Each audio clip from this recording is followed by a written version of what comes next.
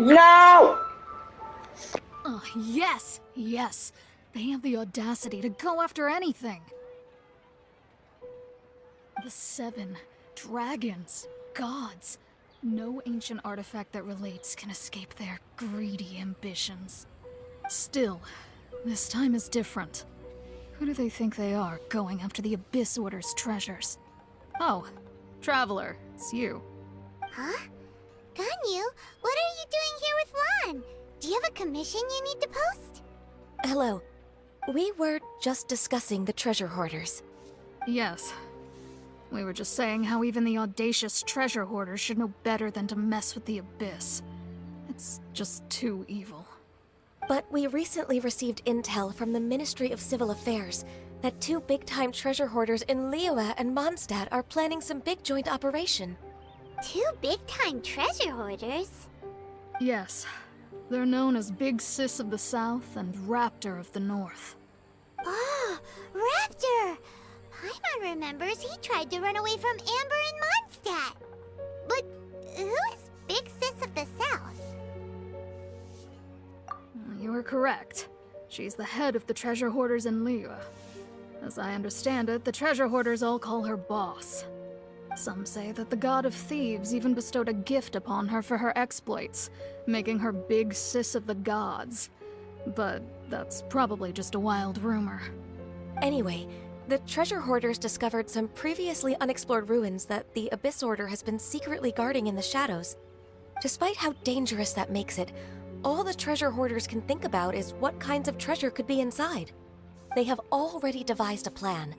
They will send out a decoy to divert the Abyss Order's forces away from the ruins, then send an expert thief inside to steal the treasure. To this end, Big Sis and Raptor have reportedly recruited a certain Grand Thief from Fontaine. Grand Thief? That's quite an impressive sounding title. Oh, indeed. He is an extraordinary individual. The Grand Thief is highly respected in the treasure hoarders, in the same way that we adventurers look up to great adventurers. Ah, so you're familiar with the author of the Tevat travel guide, then? Correct. The Grand Thief is someone as renowned as her. So, despite being relative big-timers in Liyue and Mondstadt, Big Sis and Raptor had to put in a lot of work to convince a thief of his status to come and personally oversee this operation. With the major changes in Liyue recently, the Ministry of Civil Affairs and the Millelith already have their hands full. They don't have any time to investigate rumors about treasure hoarder activity. But anything related to the Abyss makes me feel like there is some unknown danger lurking beneath the surface. So I decided to come to the Adventurers Guild to post a commission. Leave this commission to us. Oh, thank you so much. Good to see this in the hands of a reliable guild member. Well then, good luck. The guild will take care of the details of this commission.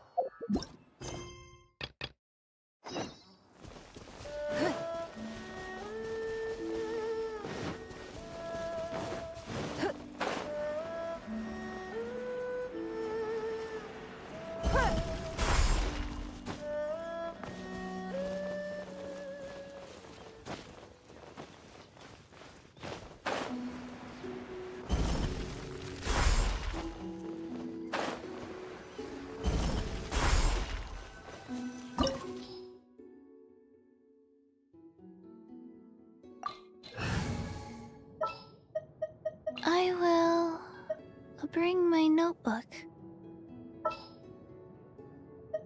This will be interesting.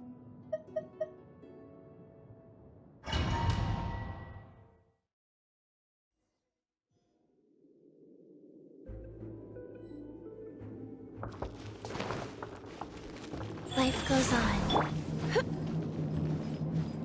There are signs of treasure hoarder activity here. They must have come to these ruins. Let's go deeper inside. Paimon sure hopes Ganyu's information is reliable. There aren't many guards here. Looks like their plan to draw away the Abyss Order's forces really worked.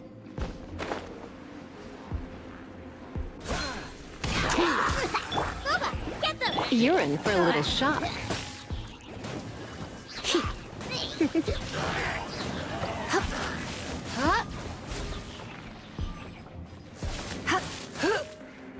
Dodge this!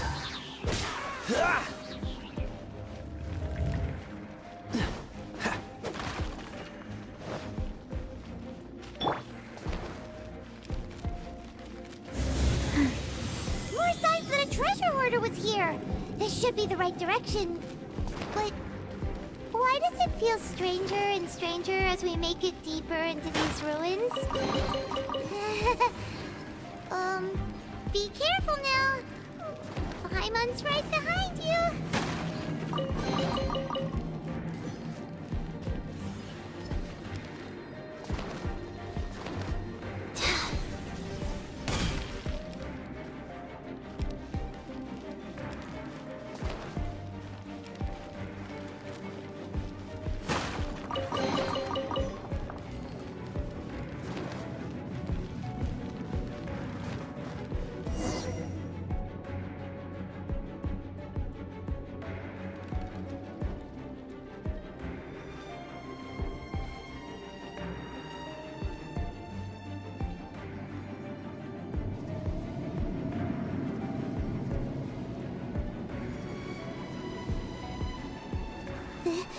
This looks like a person.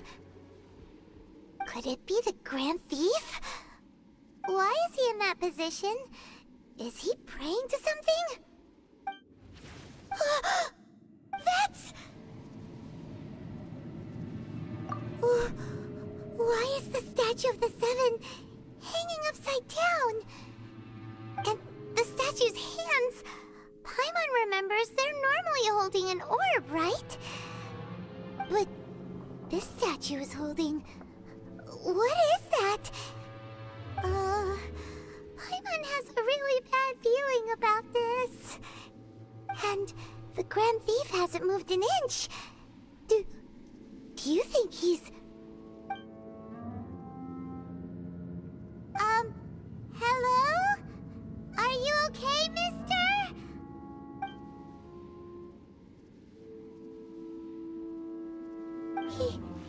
He's dead.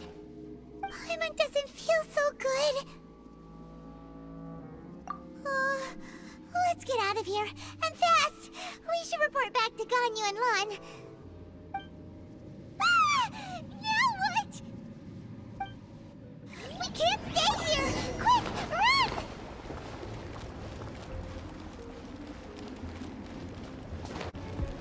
Rise.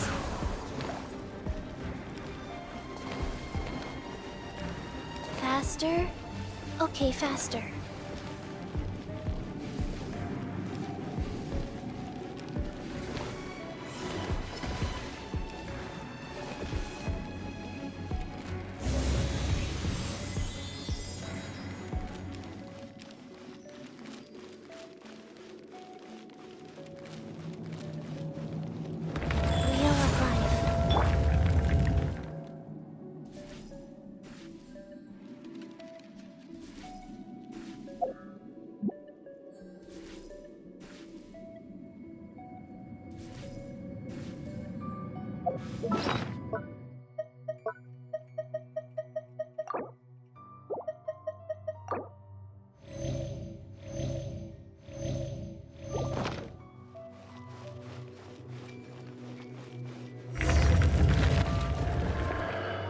You cannot spy on the secrets of the Abyss.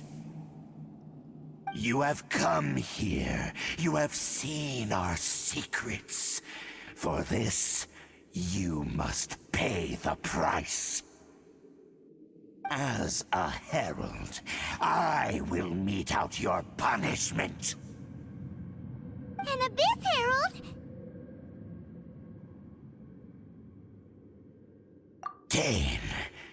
Dainsleif. Oh, I thought you were just a couple of pests that stumbled in here by mistake. So, you are with Dainsleif, that constant annoyance in our affairs. Did he send you here to die? His resistance against the Abyss has gone nowhere for a long time. There is nothing you can do to change the tide. The Abyss is unstoppable. What is this power? Tyrant's never seen it before! Careful! Please don't get cocky!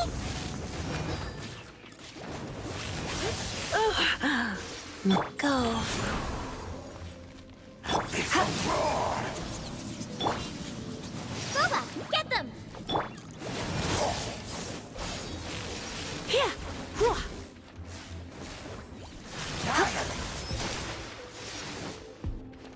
He. All life will perish! Out of the frying pan, into the... You. Hup. Here. Get. He. Abyssal roar! Hup. He. Hup. Hup. Come a little close. Nice and spicy!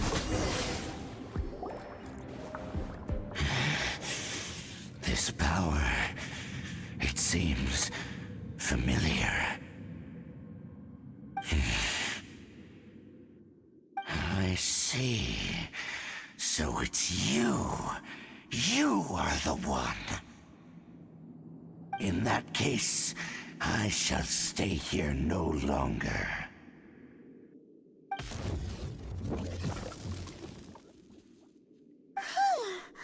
What a tough battle! Are you okay? Oh, such a strong enemy! Who knew the Abyss Order had monsters this powerful among them? Huh? What is it? What are you thinking about? Oh, right, yeah! We're near the exit now. Let's get out of this scary place before something even more dangerous shows up.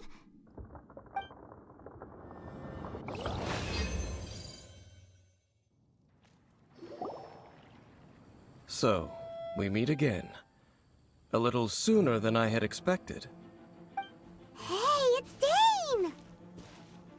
Judging by your expression, it seems you just experienced something quite strange. Could it be that you encountered an Abyss Herald in those ruins? Huh? How did you know that? I've been on the Abyss Herald's trail. I didn't expect to find you here as well.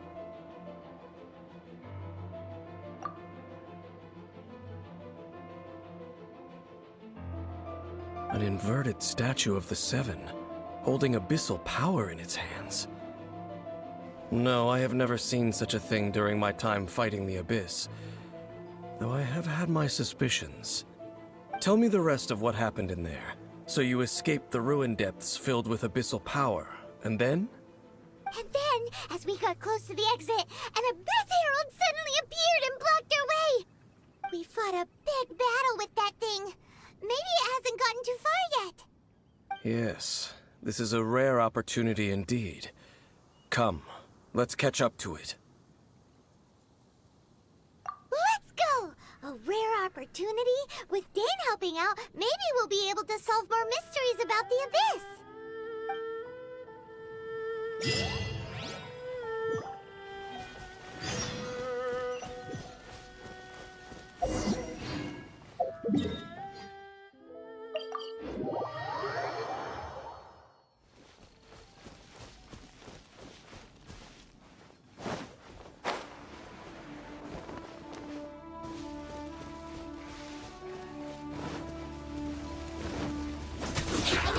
Out of the frying pan!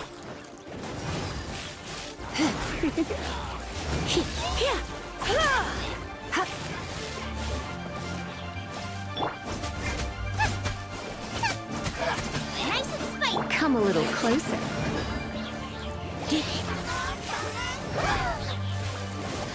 You. Freeze! Out of the frying pan! Those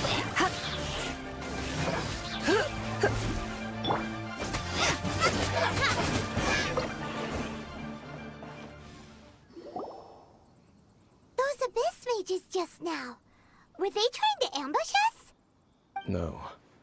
They were just digging through these abandoned ruin guards looking for something of value. Oh, is that so? The Traveler here seems to like doing that a lot, too. Looking for chaos devices, chaos circuits, you know, that kind of stuff. They wouldn't be searching for such ordinary objects.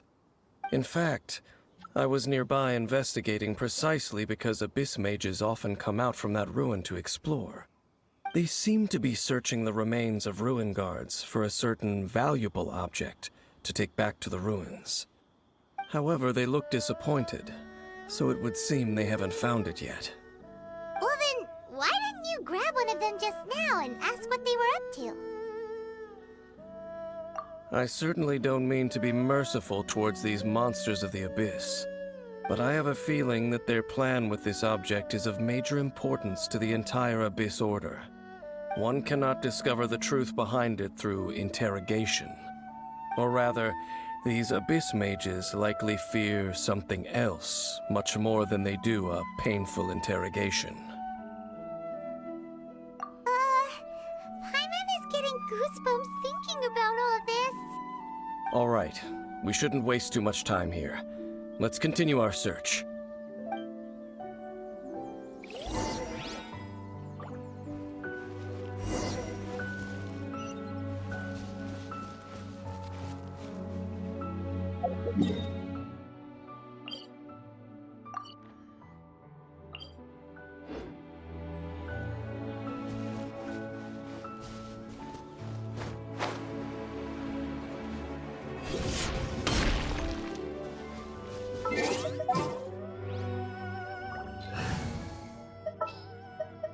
Leave it to me.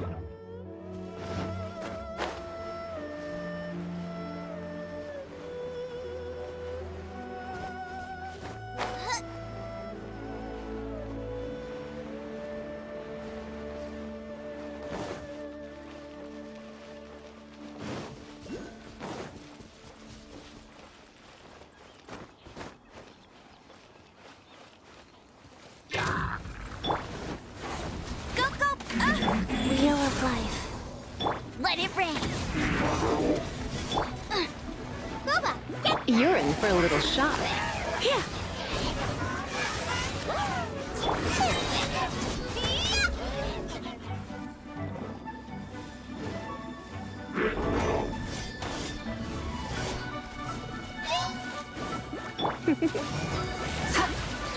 You're toast. Not so hard. Try not to enjoy this too much. You're in for a little shock. Life goes on. Come a little closer.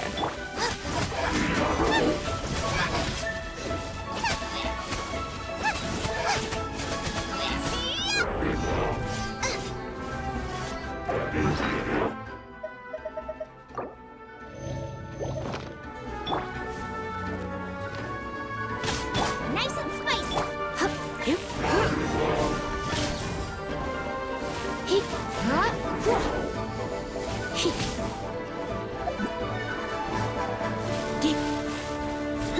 Booba, get them.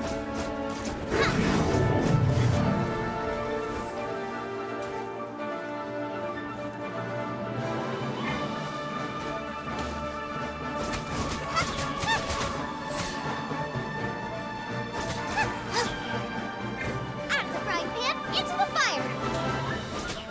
Oh no, I'm gonna ruin my gloves. Wow! Besides the Abyss Order, Ruin Guards sure are active around here. Seems wherever we find an Abyss Mage hideout, there's often a bunch of Ruin Guards roaming around too. Is that just a coincidence? Or... There are no coincidences in the world. Everything is the fruit of seeds planted long ago. Just like your appearance in that tavern. Time He's just waiting for those seeds to sprout. Forget it. Just some needless musings. The connection between the Abyss Order and the Ruin Guards is by no means incidental. Rather, they are both branches that have grown out and up from the same roots below. Branches? Roots? What do you mean exactly? Both originate from an ancient nation that was destroyed 500 years ago. Khaenri'ah. Huh? Khaenri'ah? Really? The Abyss Order and Ruin Guards are left over from after the destruction of that nation? Oh, speaking of Khaenri'ah, that's really a super ancient name.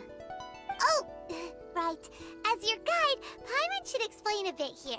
A long time ago, the nation of Khaenri'ah was... Huh? You have memories of being there. But that nation was destroyed 500 years ago. Is that so? Well, everyone has their secrets. You did not pry into mine, so I shall not pry into yours.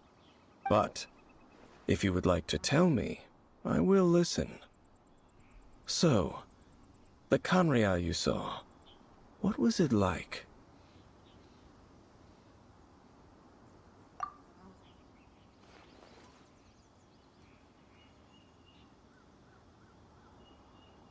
So that's the complete story, huh?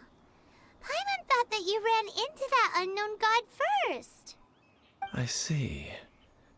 So your first memory after coming to this world was being awoken by your brother from within that meteorite. It seems your brother woke up first. But the question is, how long before you? And then your brother told you that the destruction of Khaenri'ah plunged the whole world into chaos, and that you two should leave this world called Teyvat? The destruction of Khaenri'ah? He said that? That destruction you witnessed, that's history from 500 years ago. It seems the first time you awoke in this world was indeed during that period. Huh. So your brother must have understood this world better than you did, because he woke up first. And it was shortly after that that you encountered an unknown god who blocked your path, so you couldn't escape. Oh, Paimon knows this part really well. I understand.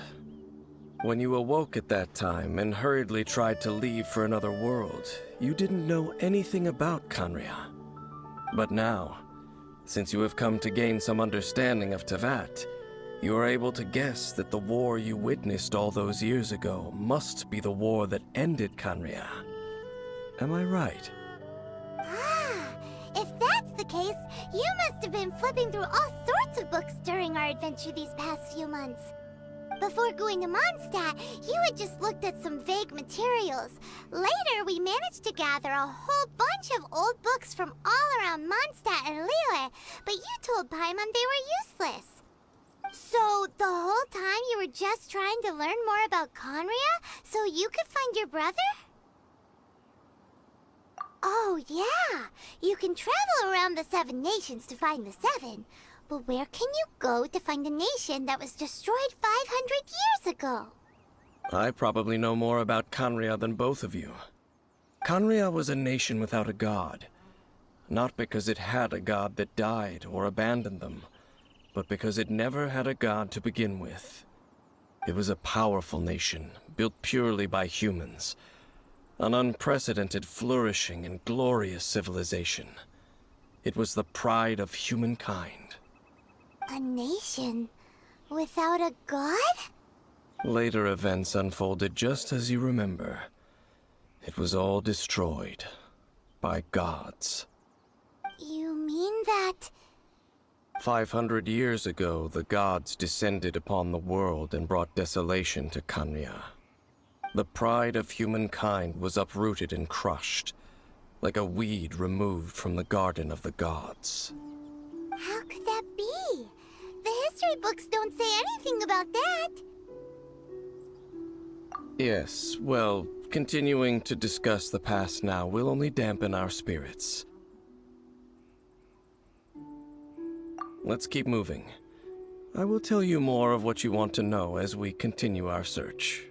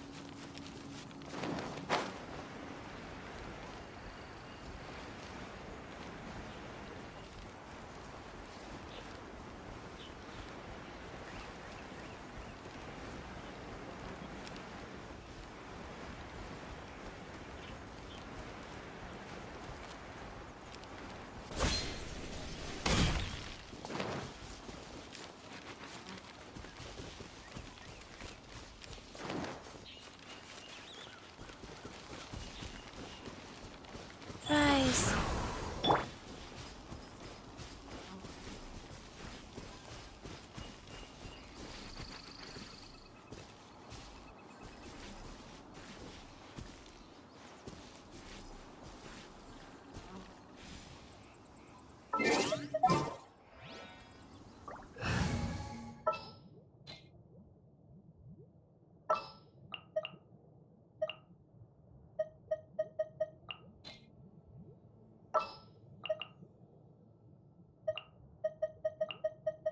I'll bring my seasoning.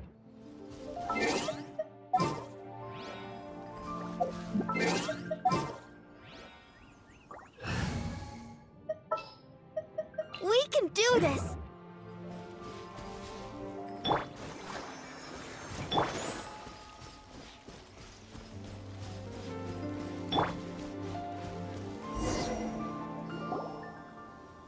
Over there! It's more ruin guards and abyss mages. Dane was just saying how these ancient machines are from Conria. So, did Conria have a lot of ruins that needed to be guarded? No. Ruin Guard is the name modern people have given these machines. No one called them that 500 years ago.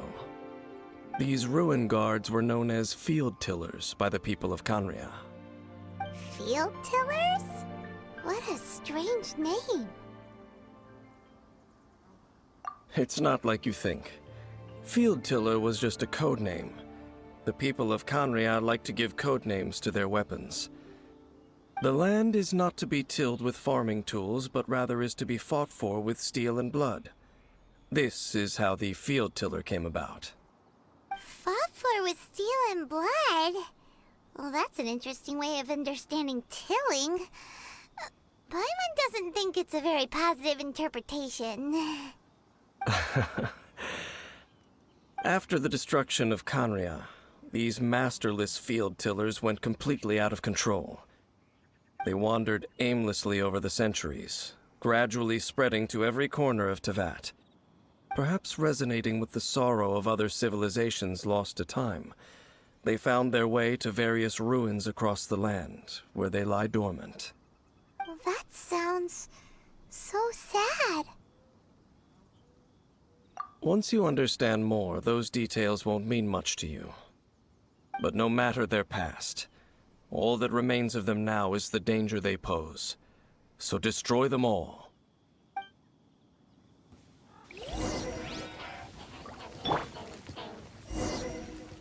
Let the show begin. Nice and spicy. You're in for a little shock.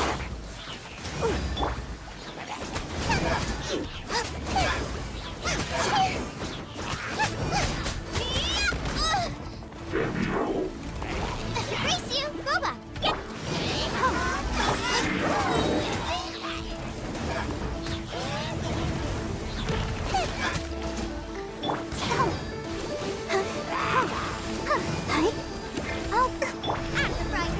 Come a little closer. You're in for a little shock. Yep.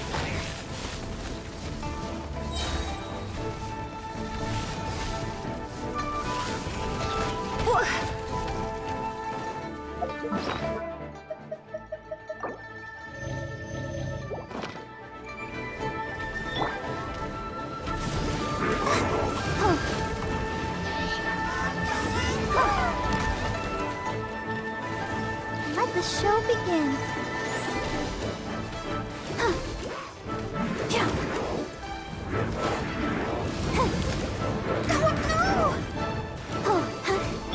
Nice and spicy.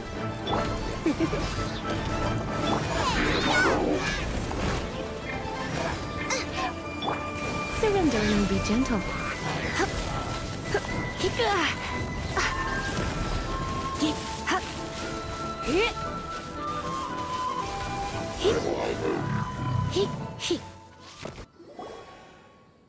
Huh? This abyss mage dropped a talisman. Could it be a communication of some kind? This talisman seems connected to the Abyss Herald. But why would an Abyss Mage be carrying it? Perhaps it really does contain information about their operation. But Paimon can't read the writing on it. Is that the script of Conria?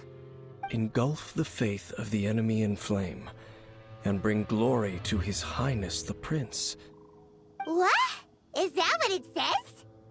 Loom of Fate initial operation. They, the Abyss, seem to be carrying out a large operation. The keyword here is Loom of Fate. It seems like they are still launching the operation, or rather, are still conducting preliminary tests. Loom of Fate? What's that? Is it literally a fate-weaving machine? From the horrible feeling Paimon's been getting, those eerie ruins are super likely to be related to this fate-weaving operation. So, Dane, what message does this talisman contain? I'm reading it now. An ambitious operation.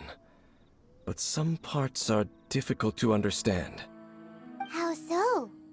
In short, the first phase of the plan is related to Osile, Overlord of the Vortex. The Overlord of the Vortex? You mean that god in the ocean? What do they want with Osile? I know of your past heroics regarding Dvalin, and I also know of the Abyss Order's role in the Storm Terror incident. Though you may not have been aware of it at the time, you were thwarting an Abyss Order operation similar to this one. Last time it was Venti's old friend. This time it's a huge ancient god. The Abyss Order keeps setting their sights higher and higher. Will the Abyss Order use their lies and dark magic to corrupt Osile, just as they did Dvalin? No. From the contents of the talisman, this operation goes one step further. They won't just corrupt Osile's mind.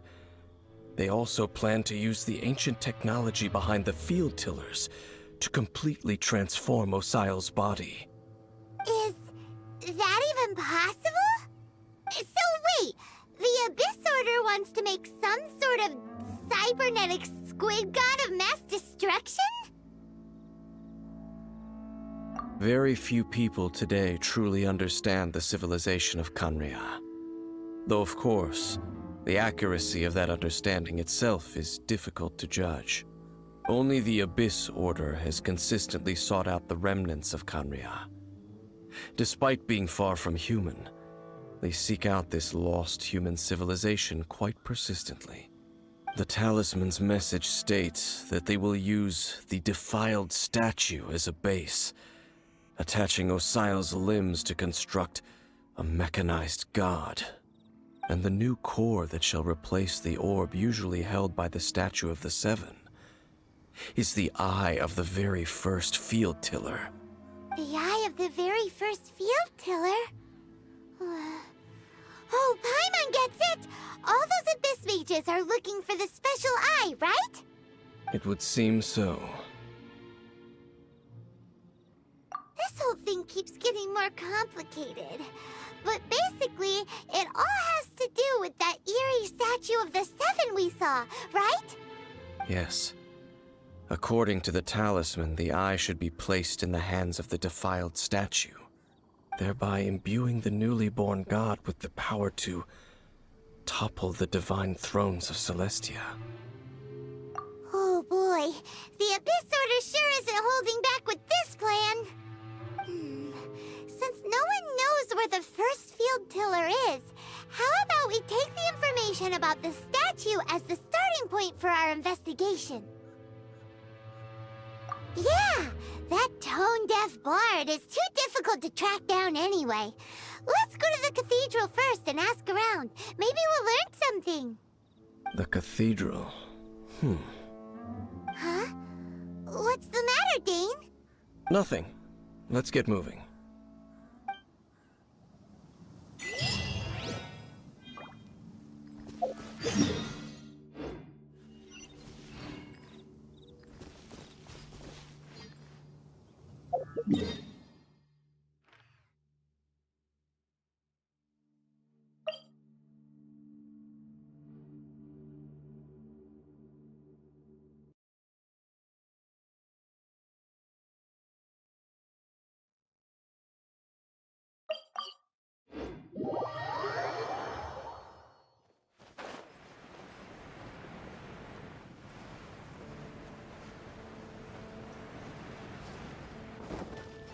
Go.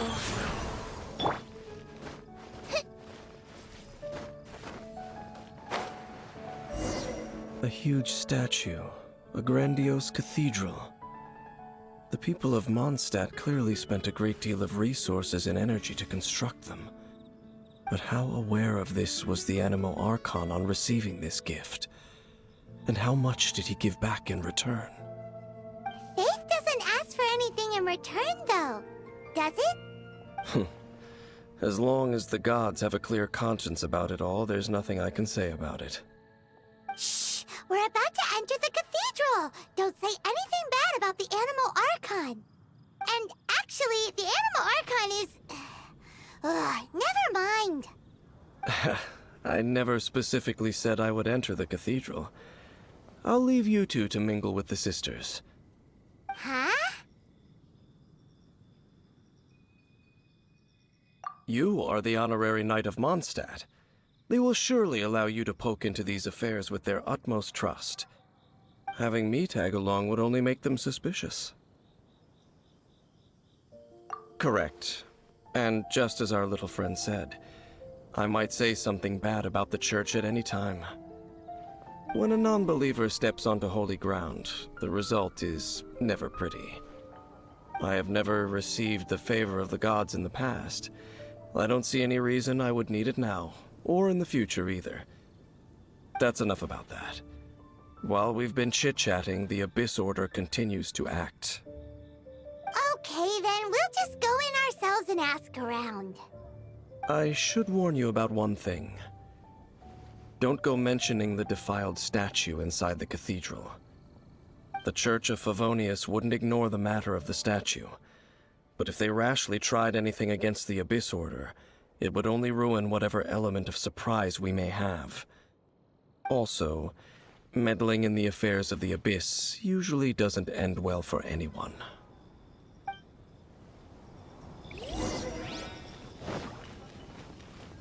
Rise. Let's dance.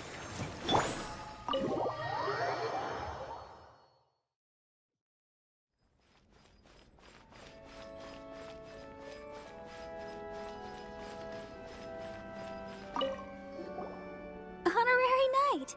Hi, how have you been? Do you need anything today? But I should first make it clear that if you need to borrow the Holy Lyre to Hermel again, we cannot oblige. It seems she hasn't realized it's just an illusion. Oh, we're here to ask some questions about something. Barbara, have you heard about the first field tiller? What's that? Field tiller. What does it do? Of course about that. Okay, next question. Has the church ever lost a statue of the Seven? Huh? You're here to ask about that old story? Well, I didn't expect that. That was such a long time ago, barely anyone mentions it nowadays. A long time ago, there was indeed one statue of the Seven that disappeared one night without a trace. Nearly every member of the church joined the search for it, but it was never found. In the church's records, as you might assume, this incident has been called the Lost Statue of the Seven. Of course! Of course? Nothing? So do you have any other clues? Paimon means any other strange stories? Sorry, Barbara, but we can't tell you about the statue we saw just yet. Like Dane said outside, it's for your own good. Other strange stories? I'm not sure. Let me think about what other unusual incidents are in the church's records. Oh, the Tyrant's final fury? No, that's from another time. Probably unrelated. The Tyrant's final fury? Oh, this refers to a time of great danger that engulfed Old Mondstadt, the place now known as Storm Terror's lair. Many, many years ago, there was a time when balls of fire would rain from the sky whenever anyone approached Old Mondstadt. Balls of fire raining from the sky? How terrifying! People at that time believed it was a curse laid down by the god of storms, so they referred to it as the Tyrant's final fury. This strange phenomenon continued for about a year. No one was ever able to solve it. It just gradually ceased on its own. Right. Later, the theory of the Tyrant's final fury became less probable in the eyes of the church. Common reasoning dictates that the god of storms wouldn't shoot fireballs. Perhaps it was something else that caused the disaster. Anyway, this incident might not be related to the lost statue of the Seven, but I just can't think of any other strange incidents that might be. It's okay. Thanks anyway! There's that pointless word, thank you, again. I can never get used to hearing it. Oh, Rosaria, it's you. If you're looking for the Knights of Favonius, they're busy with those monsters again. Those monsters? Those monsters that tried to attack Mondstadt last time during the Storm Terror incident? Wasn't that the Abyss Order? They're at it again? Indeed. They're gathering in Wolvendom, causing great unrest among the wolves. Could it be that the Abyss Order is targeting the spirit of Lupus Boreas? As for what purpose, I can't say for certain. Master Jean has already headed off to Wolvendom. I must also begin to make a move myself. Then I will go as well. Master Jean said you should stay at the church and continue your work with the clergy. But you're also a member of the clergy. Right! We'll go give Master Jean a hand! Oh, okay. If the honorary knight will be there, then... But please, everyone, be careful. May the Animal Archon protect you all. What should I get? Back to Lily.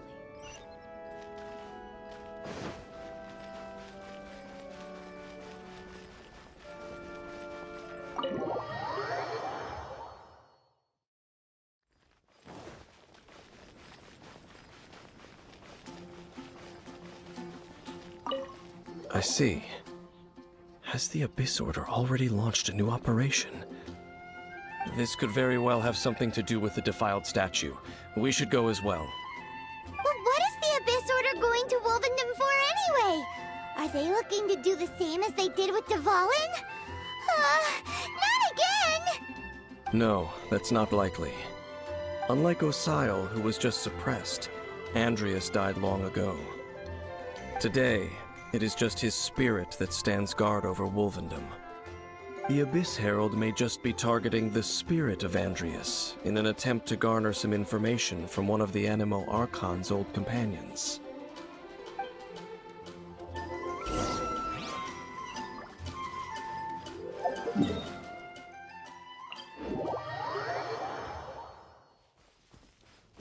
Let the show begin.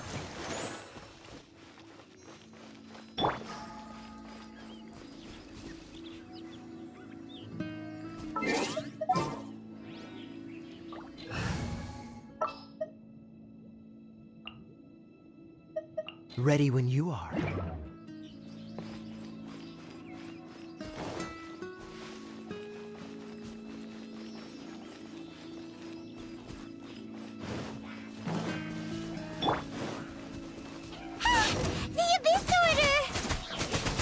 Don't underestimate the enemy. Let's take them now.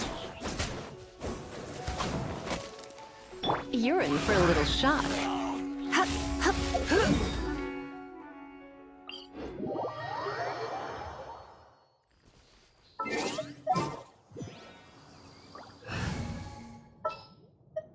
I'll take care of it.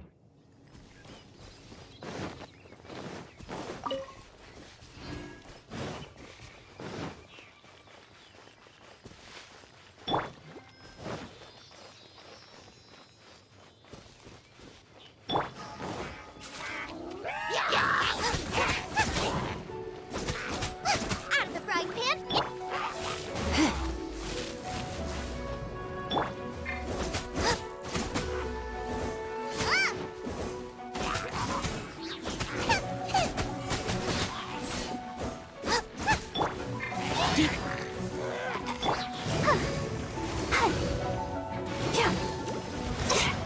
Oh, hi. Oh, Loba, get them! Whew.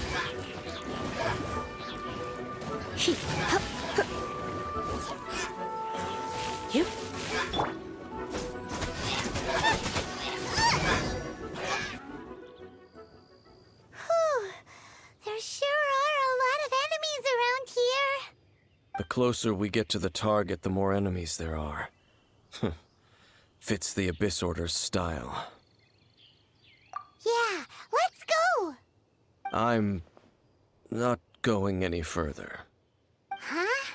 Why not? Is it because you're afraid of fluffy animals? It has nothing to do with wolves. It's because Boreas was an ancient god, yet he willingly became a servant of the Seven. I cannot possibly agree with his actions. I don't desire any interaction with him.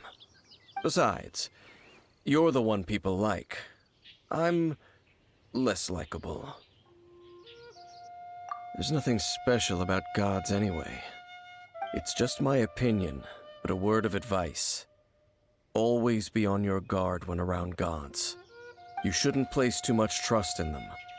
But at the same time, don't go too far in the opposite direction. Don't go trying to overthrow them or hunt them down, even if the god in question is your sworn enemy. Don't trust them and don't hunt them. That's some awkward advice. Does Dane hate the Seven, or is he protecting them? Lest I repeat the failings of my forebears, I will tell you one final fact. Huh? What fact? The destruction of the nation of Canria by the gods is the reason the Abyss Order now seeks to destroy the nations watched over by the Seven. Well, enough chit-chat. We should get back to business. I will go take care of the remaining Abyss Order members in the area. Try and keep your visit with Boreas brief. Afterward, let's meet at the entrance to Wolvendom. Up, there he goes. What a strange man. Yeah, that's true. You also keep your guard up against unfamiliar gods. At the Rite of Dissension in Liyue, your decision was very similar to what Dane would do.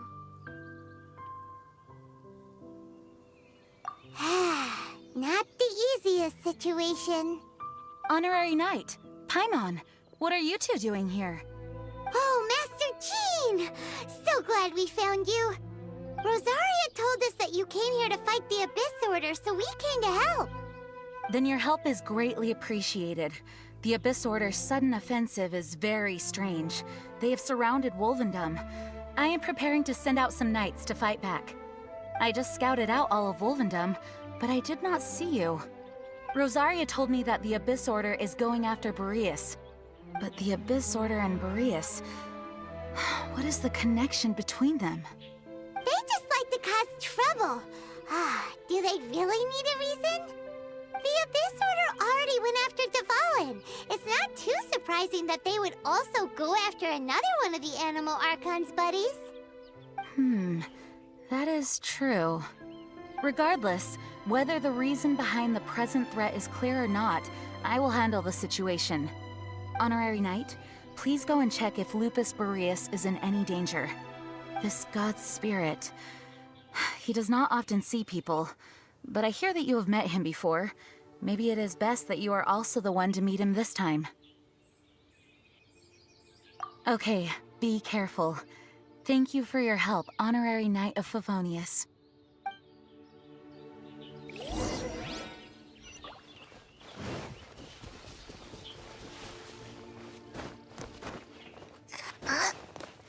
I'll protect us.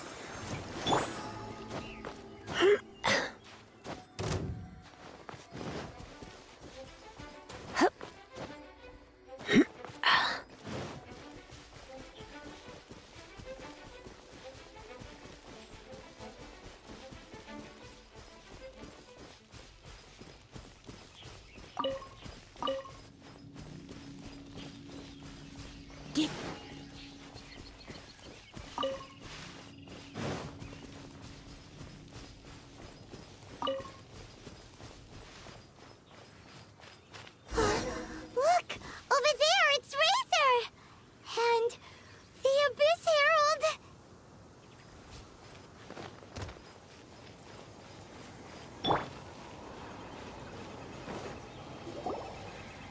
You, not welcome here!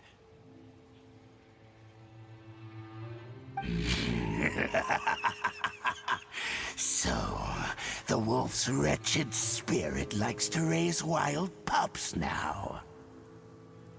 You claim to be a guardian, yet your once sharp claws have clearly dulled since your days of godly glory. If you serve us, we can restore your divine powers you once held in the past. Lies. Lies. What the heck is this ceremony? He looks like he's in a lot of pain. Oh no! Is this the same thing they did to corrupt Dvalin's mind? Wolves never surrender! But this can't go on. No matter how many times you resist us, your efforts are all in vain.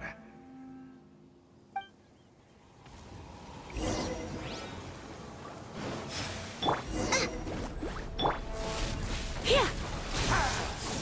He! Hua! He! Hit! Abyssal roar!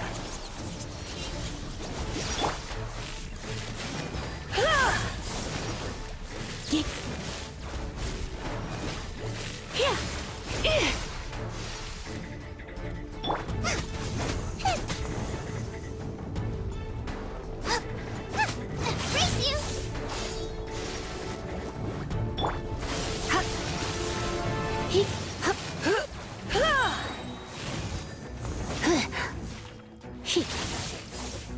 Let the show begin. You? Here! Abyssal roar! My.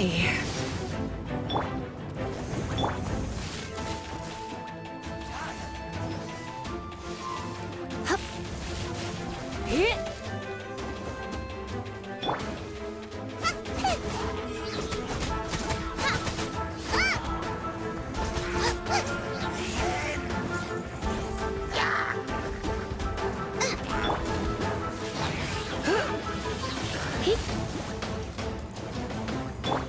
Cool it!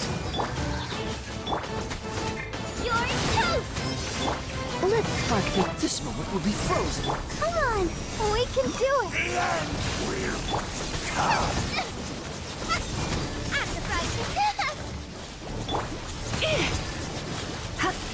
come a little closer. Dodge this! I'll protect us. Boba, The end is nigh.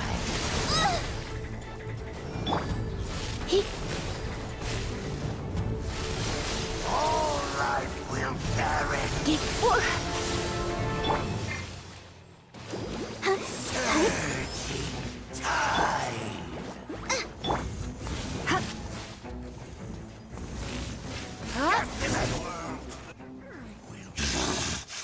The ceremony was interrupted. How fortunate for you. How does an old spirit have such determined will? No matter. This is but a small unforeseen variable. Our grand scheme will not be affected.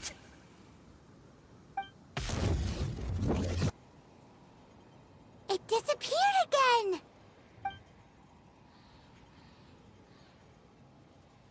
Thank you. You came. Just in time. Human Lupercal. I am ashamed that you must see me in my present state. But still, the Abyss Herald underestimated my strength.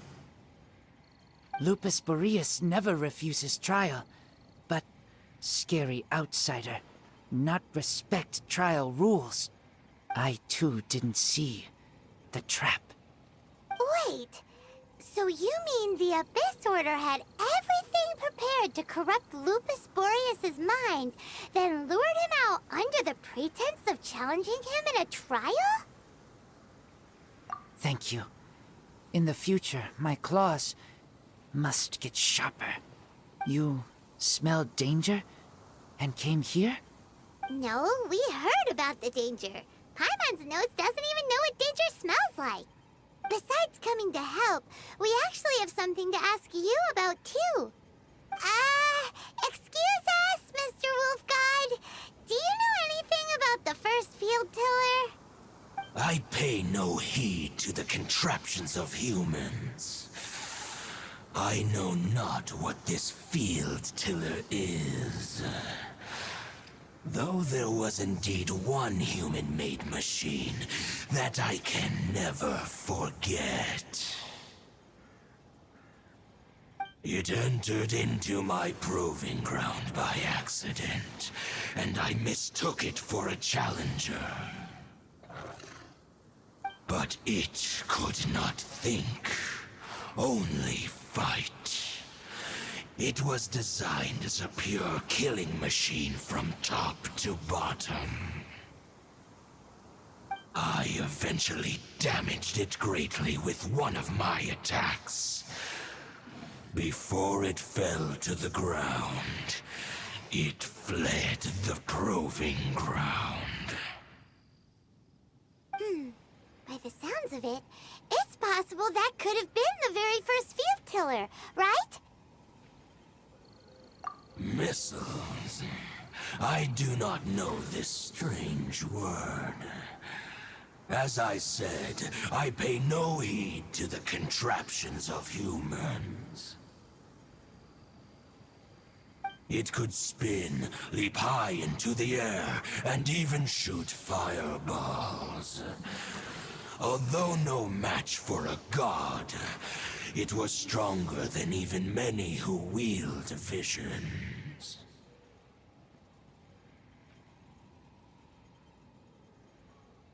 Fireballs? Hey, didn't we hear this somewhere else recently as well? Anyway, this pretty much proves that the first field tiller came to Mondstadt, doesn't it? It sounds like the first one was way stronger than the mass-produced ruin guards that came after. But in this story, it was damaged at the proving ground while fighting the Wolf of the North. Don't know, but did we help? Yes, you were a big help. Thanks. We need to keep investigating something super important. The Abyss Herald may have left, but the Abyss's forces are still attacking. You two be careful. Yes, I smell more danger. Bigger danger. You too. Also, be careful. Well, that was some good intel. Quick, let's go tell Dane.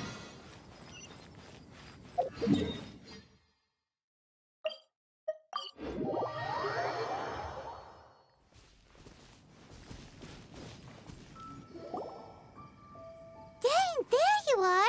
Did you see Master Jean? I saw her, but purposely avoided her. As both the Lion Fang Knight and acting Grand Master, she naturally would have some reservations towards me. If I'm not careful, one day I may find myself becoming the object of one of her investigations. But back to the matter at hand. I defeated some of the Abyss forces, but wasn't able to gather any information. Did you have more success?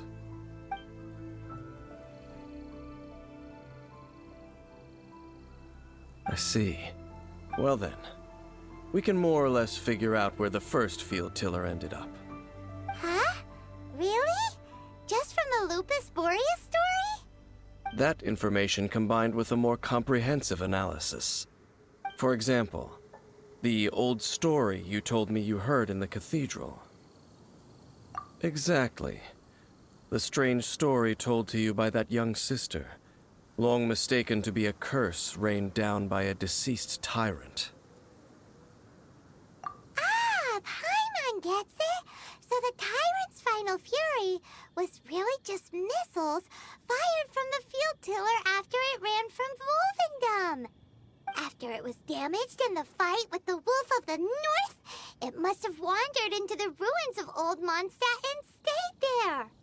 Then, whenever anyone got close, pew, pew, boom!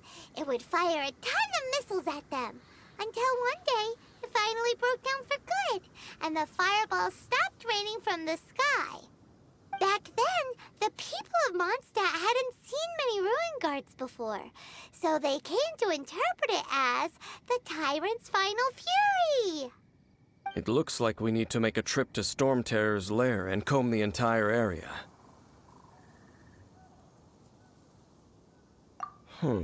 What do you mean? Huh? You mean... Oh, Paimon remembers too! We saw that abandoned ruin guard sitting atop the tower when we went there before. Can't forget something like that.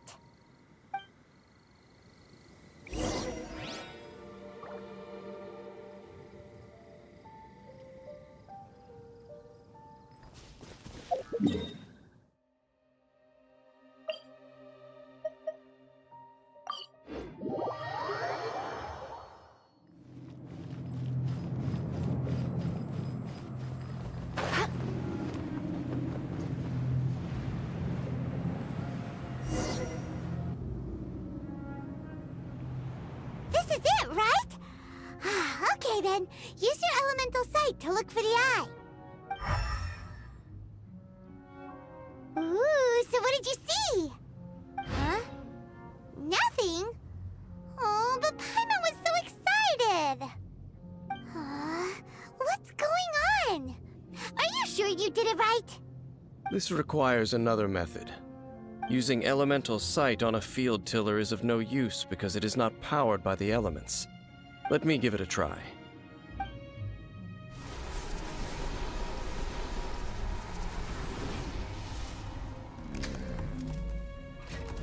And done.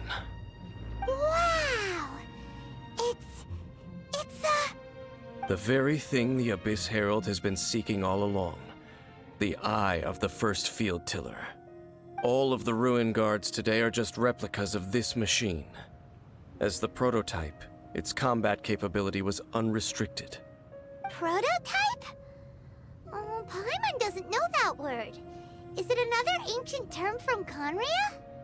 As the Abyss Order has surmised, if this eye is placed in the hands of the defiled statue, and if the limbs of Osial, Overlord of the Vortex, are attached to the statue, there you have a mechanized god. And this newly born god will have the power to topple the divine thrones of Celestia. Yes. Then, what should we do with this eye? No. I'll guard it myself. Huh? You? Dane?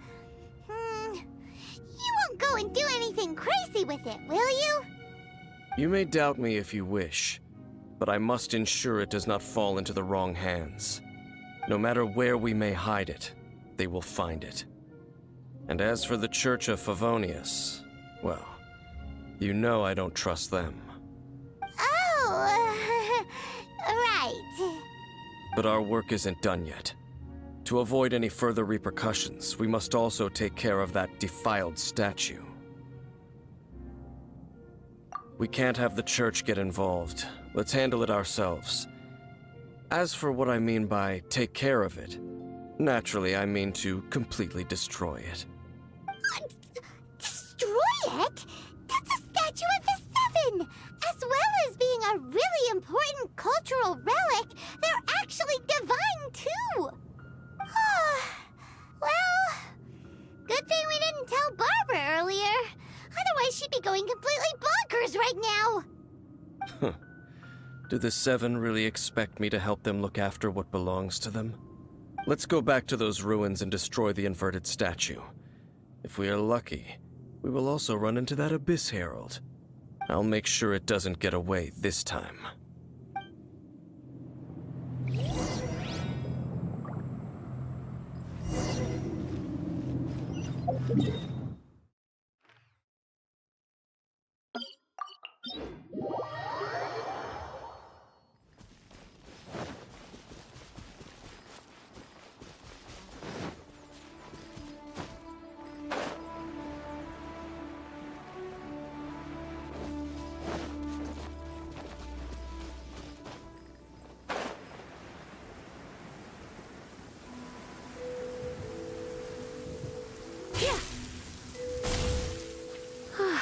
Perfect weather for sipping a cup of tea while gazing out the window.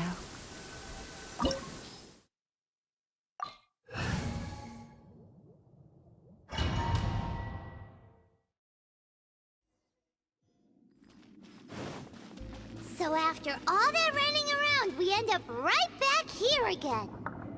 Look at us. We barely escaped this place last time, and now we're strolling right back in. Gee, surely we must be some of the bravest adventurers in all of Teyvat. That or the stupidest. To get to that creepy statue, we just need to follow the path we used to escape last time. That should take us right to it.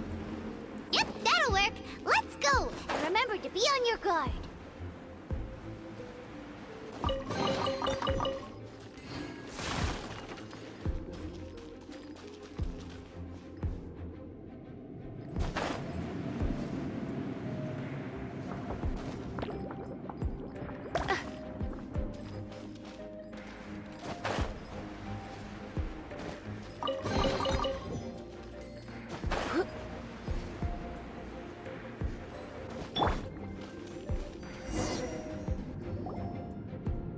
Looks like we're here.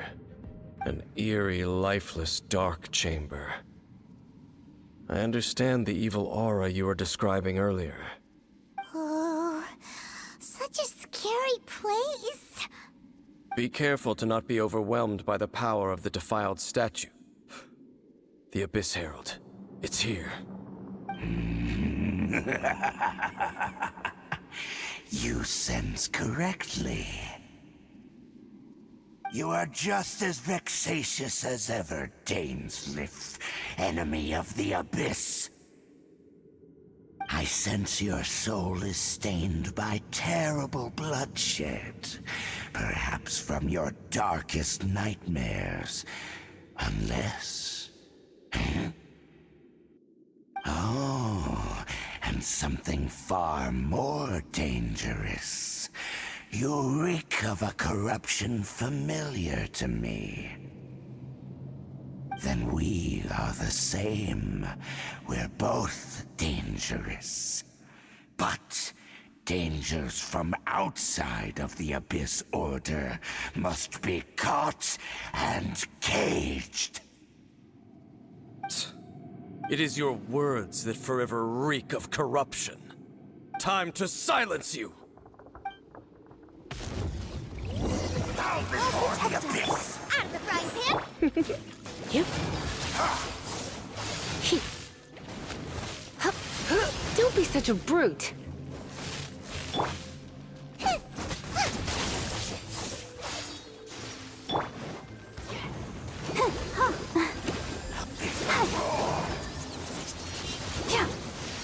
Go, Barbara! Race you! Boba, get them!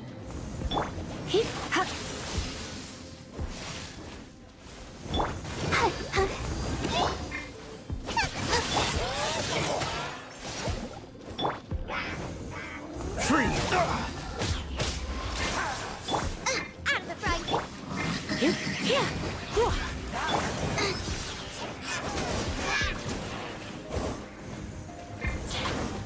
Abyssal roar! Boba, get... Dodge this! You're in for a little shock. Eat this!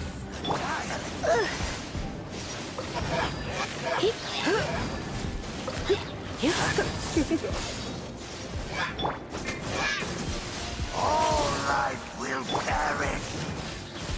Decimate!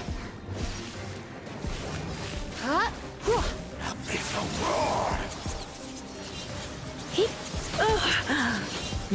Let the show begin.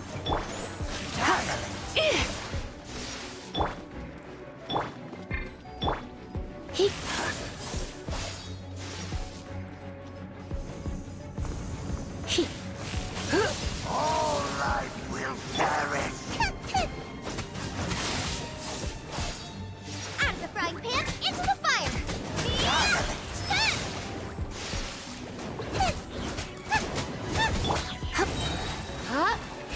Abyssal roar! Race you! Nice and spicy! Abyss! Grant freeze! I'll protect us. Life! The end is nigh! Don't get frostbite. Try not to. Boba, get them! Cool it. Come a little close.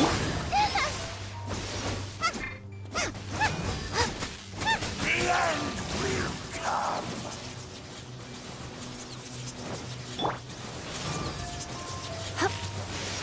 You're in for a little shock. Earth will fall! The end is nigh!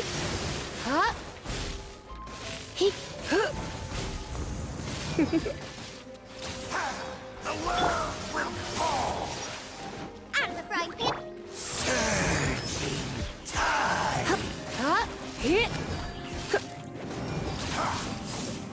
The world will fall! Nice and spicy!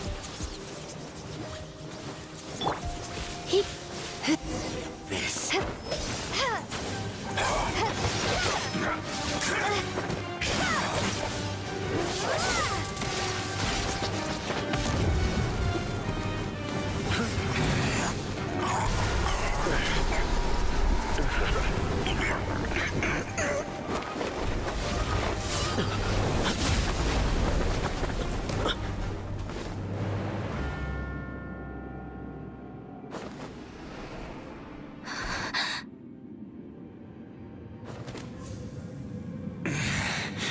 Prince. Hey! Could that be? Lumine.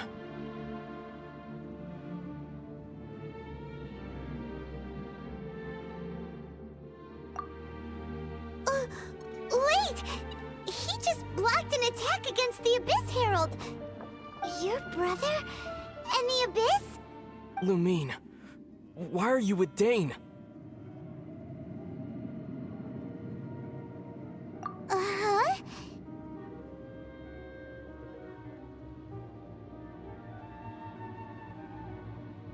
Your brother knows Dane? Ether, we meet again. What's going on here? Dane knows him too?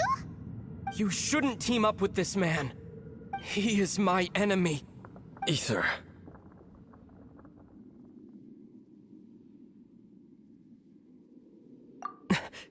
But it must be said. Don't try to stop me. Don't try to stop the Abyss. That man Dainsleif was the Twilight Sword, one of the royal guards of the final dynasty of Conria. 500 years ago, he failed to prevent the destruction of Conria.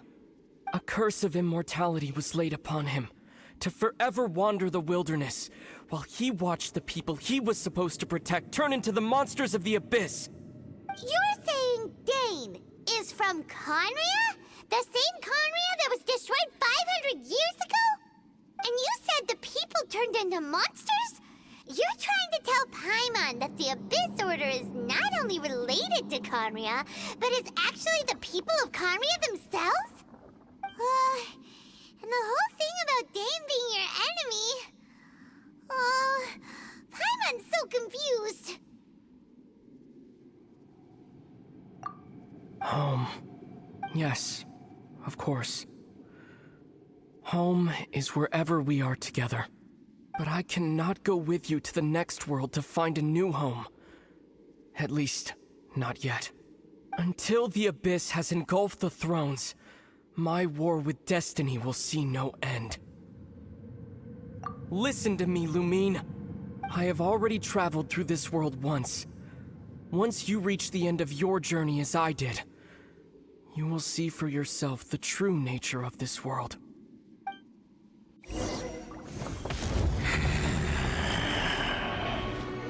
So we'll meet again. Though we need not rush, sister. I have more than enough time to wait for you.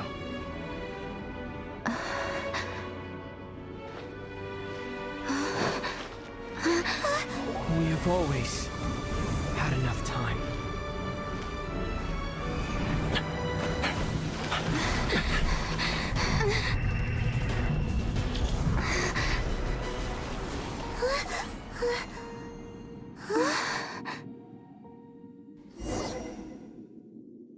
They left. Oh, don't be too sad. We'll find them again. Look on the bright side. At least we got some really useful information. That's right. At least now, as well as the Seven, Dane is also a key part of finding your sibling too, right? That's right. By the way, what they said just now is all pretty confusing. Did you understand it at all? Oh, well then, let's go over it again.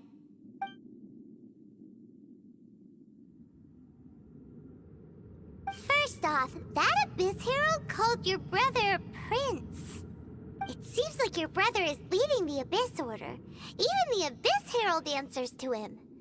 Still, we don't know for sure if he's the highest-ranking leader in the organization. Also, your brother said that he wants to engulf the thrones and go to war with destiny. What the heck does that mean? Could it be he wants to destroy the Seven and the Seven Nations? Next thing, turns out the Abyss Order monsters are really what the people of Conria turned into after their nation was destroyed. This story is just plain terrifying. And Dane is from Conria too. He witnessed its destruction 500 years ago. But he didn't turn into a monster. And now he's fighting the Abyss Order. So that's why your brother said that Dane is his enemy, right? But if the monsters of the Abyss are the same people that Dane protected all those years ago, then why is he enemies with the Abyss Order now? Also, how come after all this time we've spent searching for your brother, it turns out he's on the side of the Abyss? What's up with that? Yeah, you're right. Then we can't let ourselves get down about it now. Our journey's not over yet. Let's get a move on. Time to leave this terrible dark place and get back to the surface where the sun shines bright. If your brother wants you to reach the end of your journey, show him what you're made of. Come on, traveler, let's go.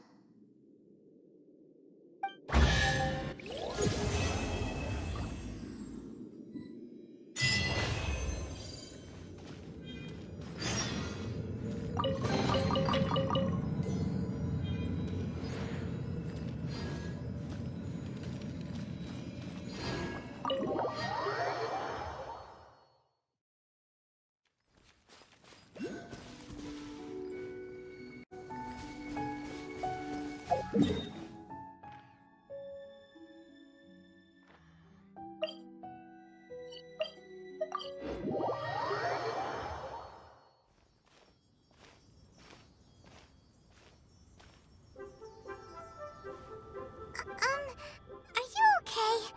Paimon never imagined your brother would have sided with the Abyss. Well, keep your chin up. Paimon believes in both of you. And when the going gets tough, the tough get going. Right? He said we needed to reach the end of our journey. Paimon bets he still has lots more to tell us. And we won't find out what this journey is or where it will end unless we keep going. Then Paimon will be sure to keep up the good work. Although, where should we go next? If we want to continue with the journey...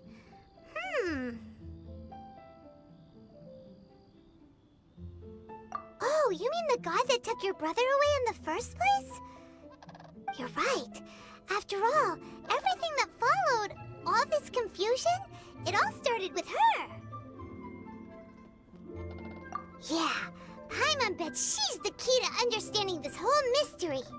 Well, we've ruled out 2 gods so far, the Animo and Geo Archons. So, next... Paimon doesn't think we can simply walk into Inazuma. Zhongli said it was a closed nation. We'll have to find some other way in. Why don't we ask someone from Inazuma how to gain entrance? Oh, Paimon's thought of someone already! Atsuko in Liyue Harbor! She's from Inazuma! Let's see what she has to say.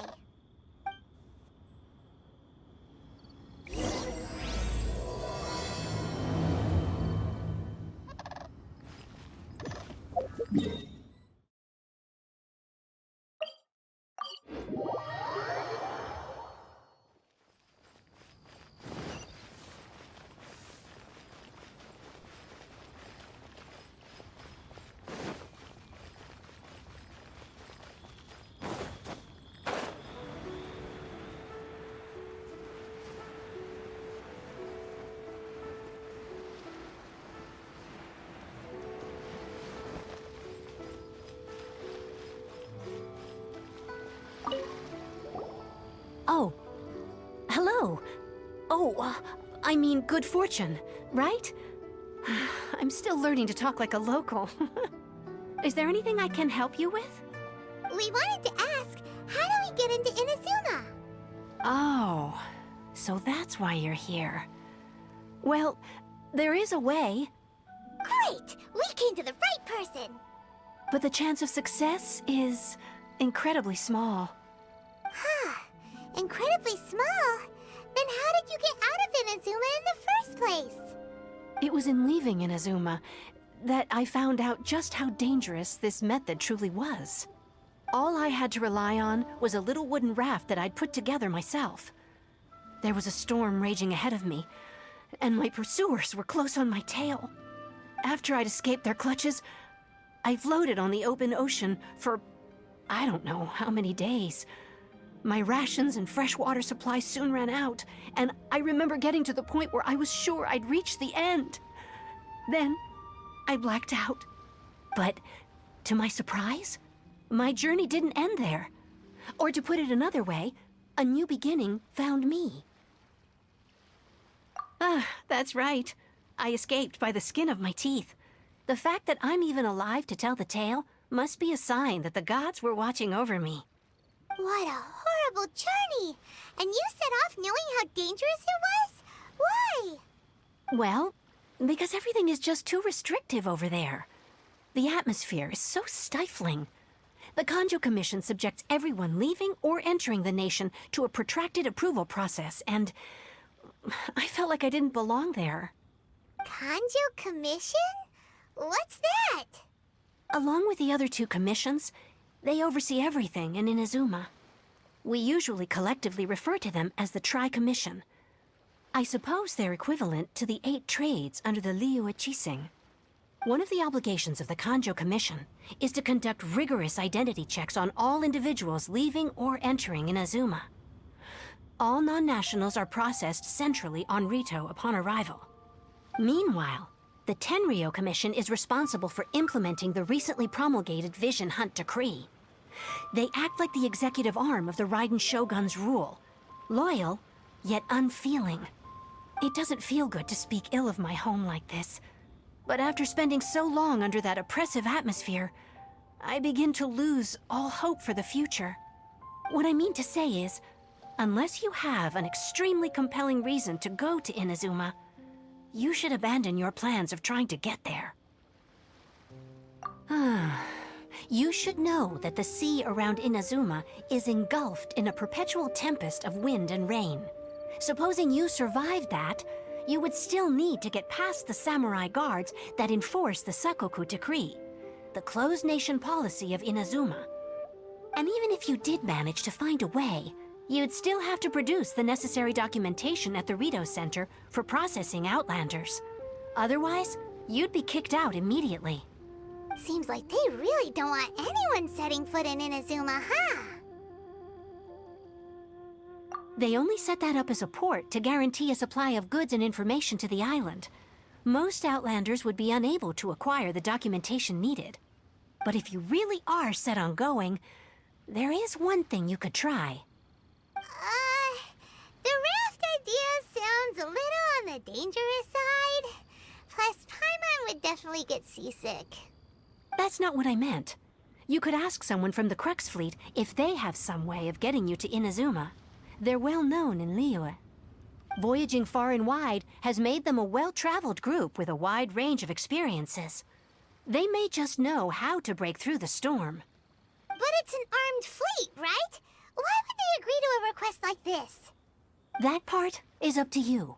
If you're able to persuade their captain, Beidou, then the hardest part will be out of the way.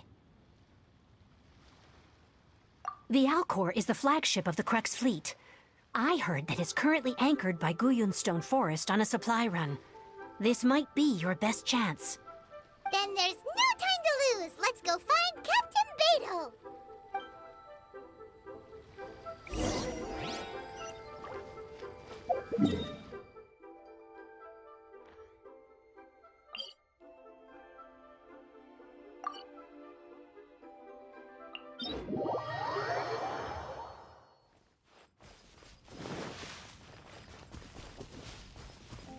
Dodge this! Let the show begin.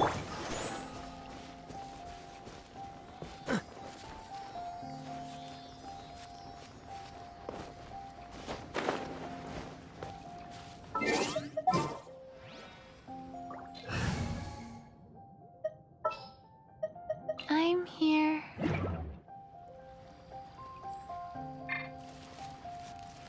Wheel of Life.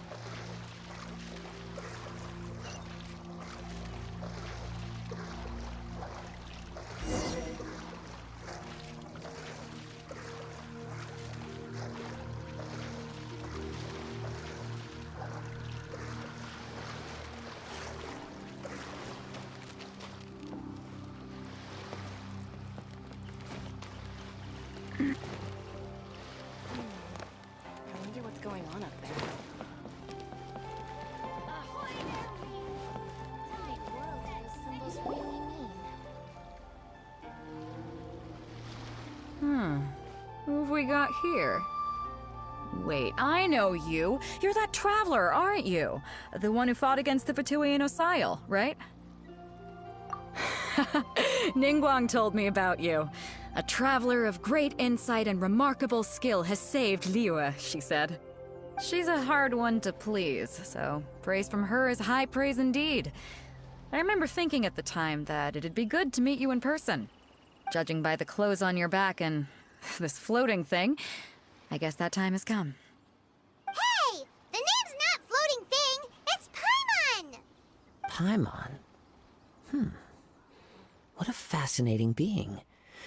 You two give off not only the essence of wind and earth, but also of... yes, the stars. Huh? The fragrance of what now? That's the weirdest compliment Paimon's ever heard. Pay it no heed. I mean only to say I am certain that it is by fate, not chance alone, that we should meet. And that gives our encounter meaning. You're not far off, but they go by a different name in Inazuma. This young man is Kaidahara Kazuha, a temporary addition to my crew for reasons I won't bore you with. Occasionally he opens his mouth and flowers come out instead of words. With this fine ship and the soft sea breeze, would it not be romantically irresponsible of me not to acknowledge it with a line or two of poetry? Well, I can't argue with that. Okay then. Once the clash is underway, I'll give you a chance to perform. Only if the mood takes me, of course. Poetry for poetry's sake tends to lack meaning. Hey, you don't want to pass this opportunity up too easily, especially seeing as our great hero here might be in attendance. Oh, wait a minute. What's the clash? Also, just to clarify, by great hero, do you mean... Huh? I thought you might be here to sign up. You're telling me you've never even heard of it? The Crux Clash is a martial arts tournament that I hold. There'll be a whole bunch of folks taking part to showcase their talents. There are 2 important rules. 1, competitors must be renowned fighters. We want those with real martial arts ability, not just people taking part for the fun of it. So, you've got nothing to worry about there. I don't think there's anyone out there who hasn't heard of you. 2, you can't take part if you've got a vision. Otherwise, things get a little one-sided. You must be feeling confident, but you might want to watch out. There are a few crouching tigers and hidden dragons lurking around in Liyue. And with Liyue's savior taking part in the tournament, now that's gonna turn a few heads. I think we can expect a healthy turnout this time. But we didn't come here to take part in a martial arts tournament. Well, before you dismiss the idea completely, you might be interested to hear that the prize this time round is particularly sought after. Get this. It's a Masterless Vision. Supplied by myself, as a matter of fact. If the tournament champion can reawaken that vision, it belongs to them. Is there really such thing as a Masterless Vision? When a vision bearer dies, the light in their vision will fade away. But the shell that housed that light remains. As for whether this shell has any practical application, well, this remains to be seen. But my intuition tells me that while it remains in the world, it may just be possible for someone else to inherit it. Yep, and the way I see it, a vision is a badge of recognition from the gods. So if anyone's able to rekindle it, it's gotta be an individual of exceptional strength and talent. Organizing the clash is my way of uncovering hidden talents. And hopefully this time, getting a vision to glow again. So if you don't have a vision, this is the perfect opportunity to get your hands on one of your very own. Yeah, we're interested in getting to Inazuma, not fighting in some tournament. Inazuma? You want to go there? Well, why didn't you say so? Inazuma? No sweat. In that case, if you win the tournament, I'll give you a choice. Masterless Vision, or a ticket to Inazuma aboard the Alcor. Up to you. You just want her to take part in your tournament! What's wrong with that? The more talent we have, the better the tournament will be. I couldn't let a competitor like you fall through the net. What are we gonna do? Looks like we pretty much have to do this tournament if we want to get to Inazuma, huh? Great. Then let's get you signed up.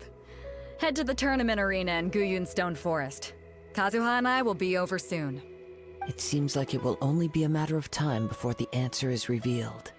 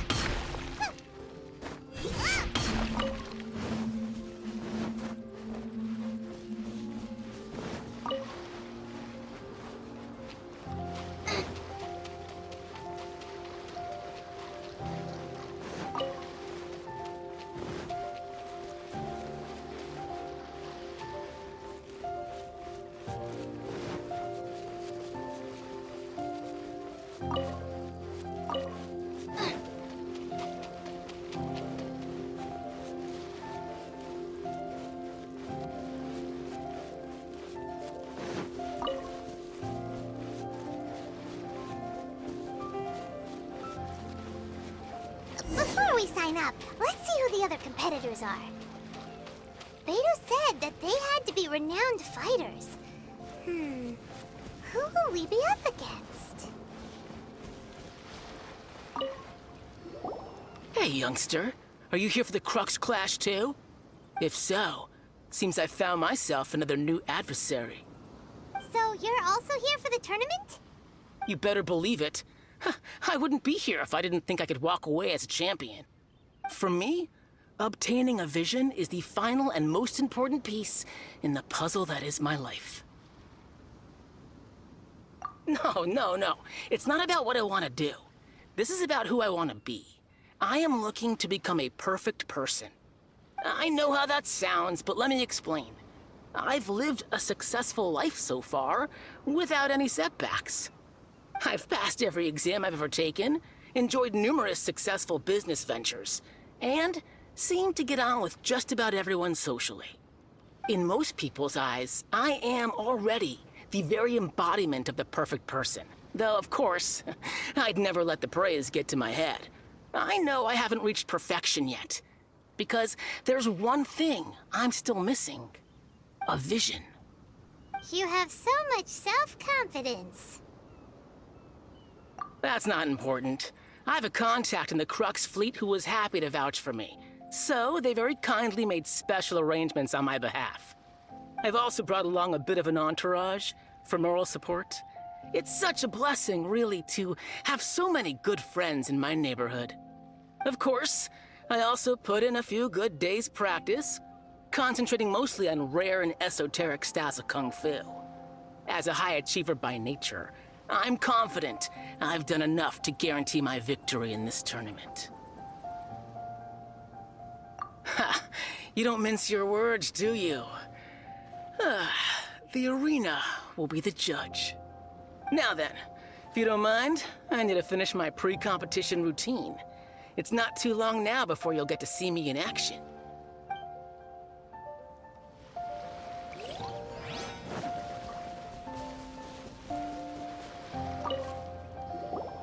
Hello! Are you here to compete in the Crux Clash?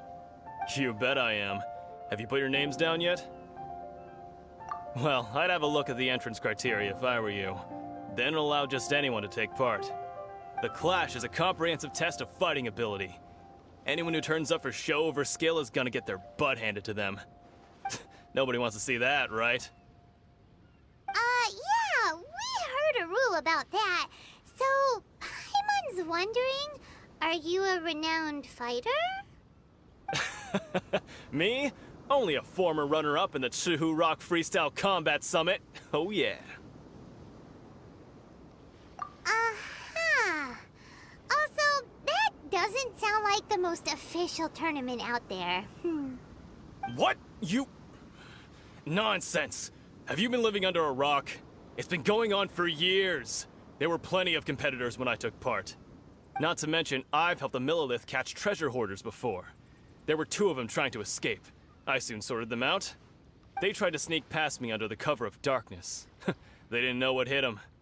I planted a left hook on the skinnier one's face and sent him flying. Then, the big guy pulled out a knife. I stood my ground, of course. A roundhouse kick sent the blade hurtling into a beam above us. I told you. Unarmed, outnumbered 2 to 1, but I still got the upper hand. I'm not saying I came out completely unscathed, of course, but the fact remains that I did manage to subdue the both of them, and hand them over to the Millilith. I received quite the commendation. Oh yeah. Uh-huh. But for us, even 4 or 5 treasure hoarders at a time is all in a day's work. Alright, we're gonna keep looking around. I'll see you in the arena, but I don't plan on losing to a pair of children anytime soon.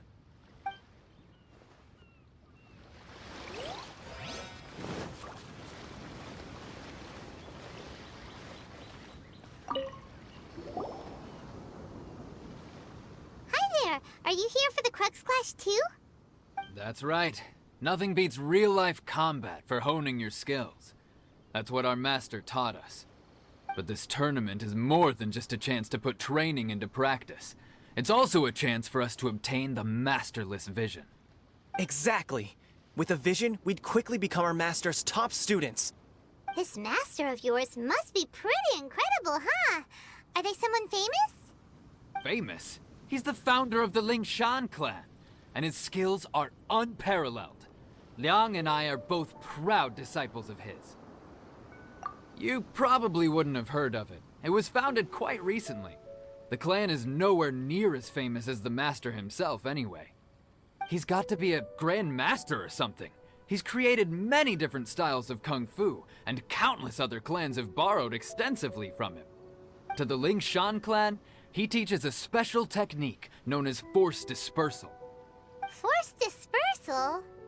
It's a type of breathing exercise where you can train yourself to harness the energy around you and neutralize attacks without moving an inch. For example, our master can use it to alter the path of an attacking fist, or change the direction of an incoming stone, all without breaking a sweat. One time, he sent a challenger flying into the air without lifting a finger. It sure is, but it's extremely difficult to cultivate this ability. We've been training for ages and we're still getting to grips with the very basics. There's no way we could use it proficiently yet. We're clearly not that naturally gifted, or we would have at least gotten the gist by now. If we don't start making progress soon, we'll probably run out of money to pay the tuition fees and still have nothing to show for all our training. There's a tuition fee? Of course! This is a Grand Master we're talking about here. He doesn't have time to waste. If you want face-to-face training, you've got to show you're sincere about it. But here we are, having trained under him directly all this time without even a hint of improvement. Master is getting increasingly impatient with us. Recently, though, we heard that a vision bearer joined the Guhua clan and made pretty much instant progress in their training. So, if we can get our hands on a vision too, maybe we can finally make our master proud. Well, we have to try something new. Otherwise, we're stuck in the same situation. Exactly. It can't hurt to try. And if it turns out it does work, the Lingshan clan will go down in history. Folks will come from far and wide. Heck, we could even become the dominant martial arts clan in all of Liyue. See you in the arena. So, to recap, we're up against an inflated ego, some gullible guys paying way too much for their kung fu classes, and another guy who's just really average. Seems like you've got a pretty good chance of winning this thing. Come on, let's go sign up.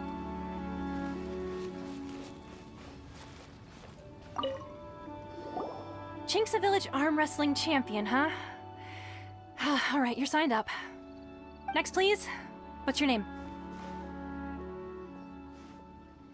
Wait, Aren't you? Did I hear that right? Is it really them? Huh? Aren't they a vision bearer, though? Why are they trying to enter the Clash? I have to ask. Aren't you the traveler that helped Liyue fight off that ancient god? It's really her! The one that spoke with Lady Kuching at the Rite of Parting. Oh, I wonder if I can get her autograph later. I trust you are aware that, only those without visions can enter the tournament? Really? But from what I've heard, the things you're capable of in combat are nothing short of extraordinary.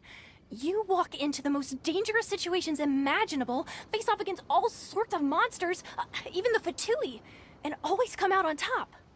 Yep, she still doesn't have a vision though. Say for yourself. My apologies. I didn't mean to be rude. I'm sure a great hero like yourself would have no reason to lie. Now, could I ask you to provide a few claims to fame? It's just a formality for you, of course, but I have to make a record of competitors' achievements as part of the sign-up process. So far, I've got defeated the ancient god Osile, so that's one. Do you have any others? Yeah, and also a dragon too!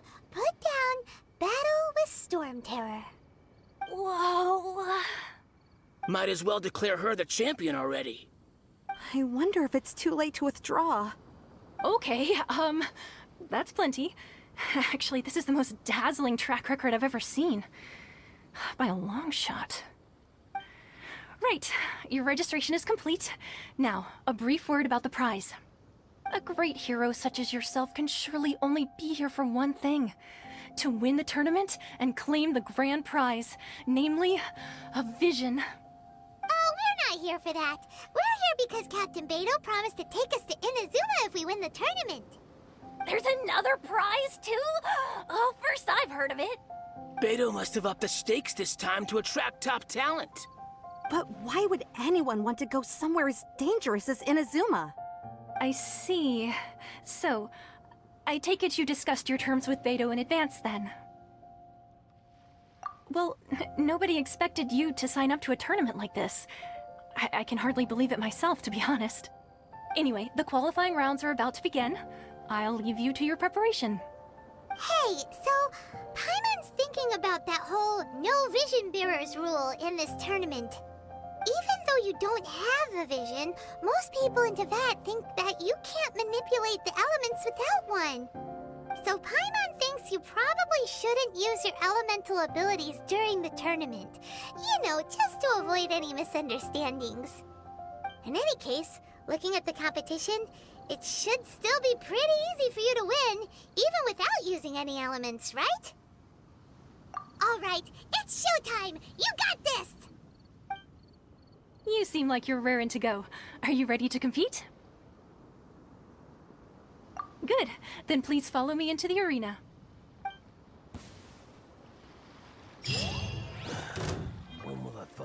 Our next competitor is seen by many as the favorite to win this tournament. Her first bout begins now! You? You're the hero they're talking about?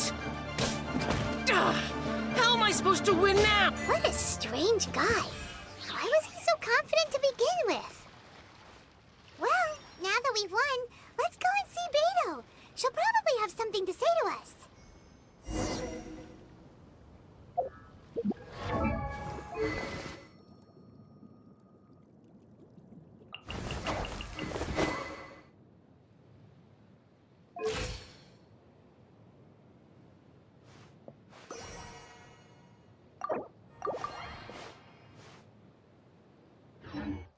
I wonder when I'll be as tall as my big sister.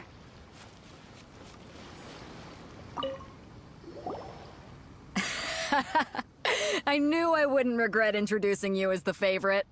So, what do you think, Kazuha?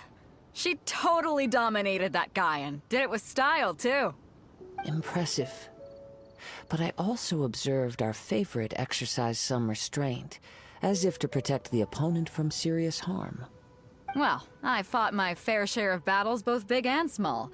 And I say, after the show she put on just now, she's more than convinced me of her ability. So come on. We all know you've got a wide vocabulary in there. Can't you spare a word or two to congratulate our up-and-coming champion? All right. Let me think how to aptly phrase these words of praise. You fought well. All right then. I was thinking your inner poet might want to join in the fun, but I guess I shouldn't put you on the spot like that.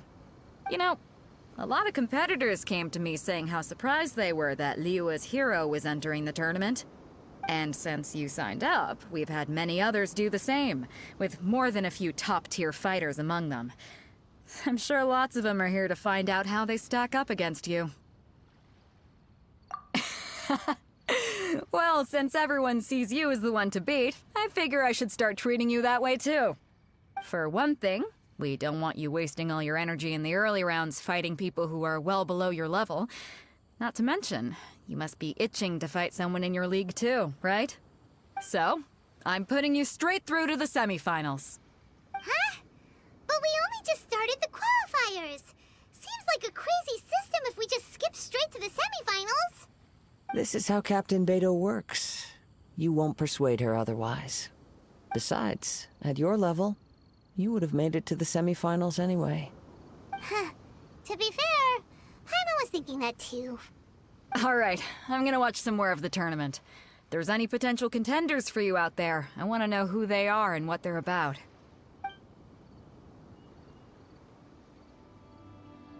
We're finally here, folks. The real show is about to begin. The captain seems to have high hopes for this tournament. I have not seen her so excited in quite some time. Your opponent has fought many rounds to get to the semifinals. This makes him a seasoned warrior. You may well be stronger than him, but this should not give you cause to lower your guard. Very well. Show me that you are ready to push through the storm that lies ahead. Alright, that's enough chit-chat for now. The audience is waiting. Go find the crew member that signed you up. She'll take you into the arena.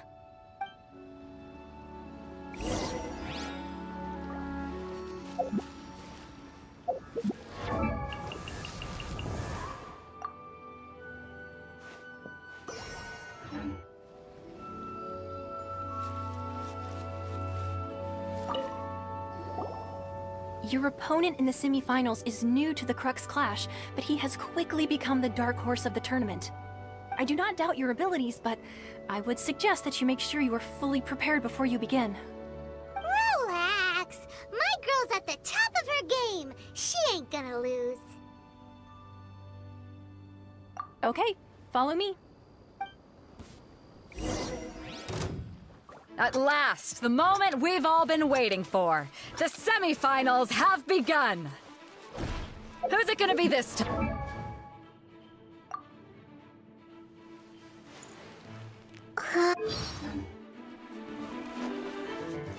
I don't care about the prize. You're a strong opponent. That's what I'm here for.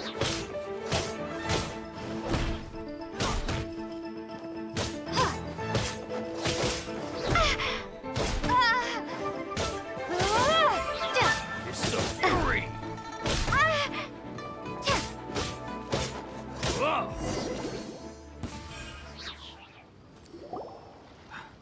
I'm sweating all over. It's a good feeling. Congratulations. I was beaten by the best. I need to train harder. Right! For a moment there, Paimon was a little worried. If you had a vision, you'd definitely be one of the strongest around. I wanted a vision once, when I was a kid. People said that if you're strong enough, you'll have your chance to get one. But mine never came. I lost interest eventually. You can't depend on a vision like you can your own body. I've fought and won against vision bearers before. The power they have was given to them by the gods. I don't envy it. Huh? You mean you didn't sign up to try and get your hands on that Masterless Vision? No, I didn't. I only wanted to pit myself against other fighters and see who was the strongest. Only in defeat can you understand your weaknesses and learn from them.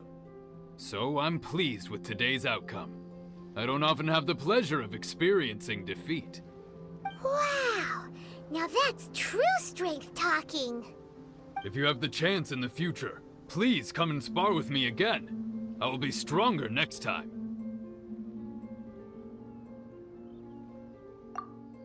By the way, do you know who else made it into the finals? Is it gonna be someone even tougher than you?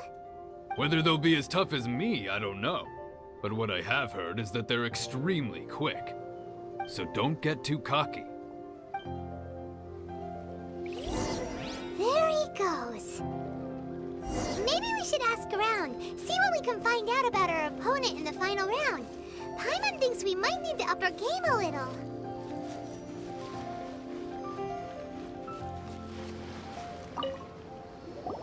Ah, it's you! I watched your match. What a stunning performance. I myself was eliminated in the third round. Shame. If only I could have advanced one more round. Maybe next time, huh? By the way, do you happen to know who else advanced to the final round? Why, yes. He's the same one who defeated me. He is a formidable opponent, quick on his feet and swift to take advantage of his opponent's missteps. I faltered for but a brief moment, but before I knew it, he had me on the floor. Given my stature, I have no fear of squaring off with physically strong opponents. But faced with a nimble, agile opponent such as him, I found myself completely out of my league. Still, I'm sure he'll be no match for you.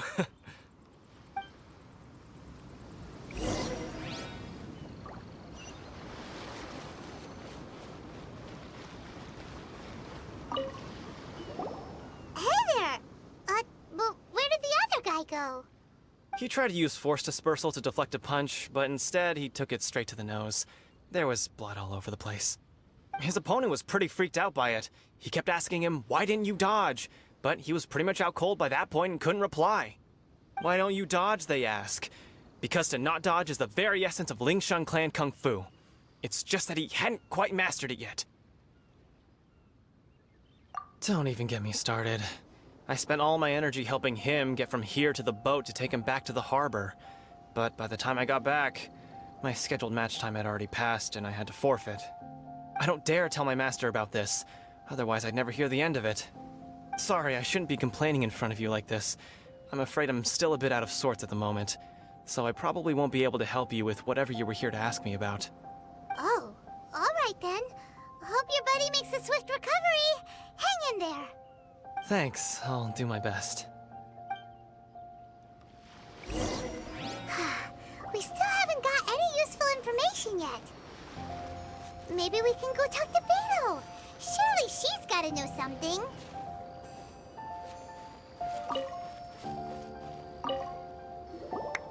You gave an outstanding performance. Truly commendable. I could sense that you're not familiar with bouts of this kind, and it could have cost you the match. But you were quick to adapt, and managed to claim victory over your opponent. That is a most invaluable skill. In fact, I discerned this not from what I saw, but what I heard. The ground beneath your feet, and the pattern of your breathing. But it is nothing remarkable, for I discerned nothing more than Captain Beto did. He's right. But in my case, I was purely relying on previous experience. I guess not using your elemental powers must be quite new for you, huh? We wanted to ask about who our opponent will be in the final round. Do you think they'll be stronger than the one we faced in the semifinals? Not exactly. Contenders that reach the finals aren't necessarily stronger. They tend to have something unique about their style. As for the guy you'll be facing, his skill lies in his speed, and he has superior form. It's also obvious that he's seen his fair share of battles. What's the matter? Worried that you've bitten off more than you can chew this time? If that is the case, then I have a proposal for you. Let's go somewhere a little quieter, shall we? I haven't properly introduced myself yet. In the land of Inazuma, I was a wandering samurai. Yeah, we could tell that from your getup. But at the same time, when you talk, you don't really sound like someone who's used to waving a sword around. It is true that I am versed both in literary and martial traditions. But on the straggling path of a wandering samurai, is there harm in acquiring a surplus skill? I do not mean to flaunt my martial prowess, but I myself have witnessed reputable fighters hailing from across the lands. I do possess some knowledge regarding your opponent's particular skill set. Given your talents, a few hints from me will be all that's necessary to bring your opponent down. Hang on. Don't you think you're bending the rules a bit there? Gathering intelligence is an essential part of any duel. You must know your enemy. Besides, our favorite here has fought many battles on their journey from Mondstadt. Such impressive feats require more than just bravery alone. You betcha! Wait a second. We never told you that we've been to Mondstadt. Does one not leave a trail when traveling through the wild? In return, nature also leaves its traces upon you. However, there is only so much that can be discerned from these traces. I sense that many things about you elude me still. These are the things I am curious to know about. Come with me. Some post-match entertainment is in order.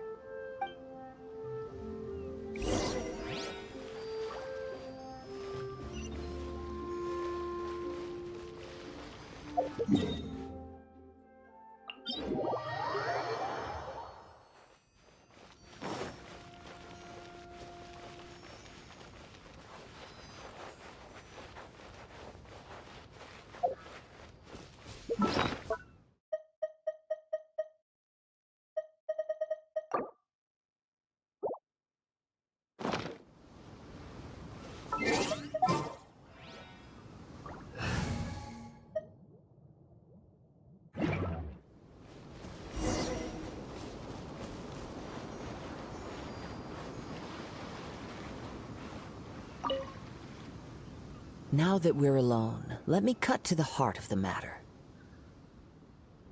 You are skilled in manipulating the elements, and not just a single element, but multiple.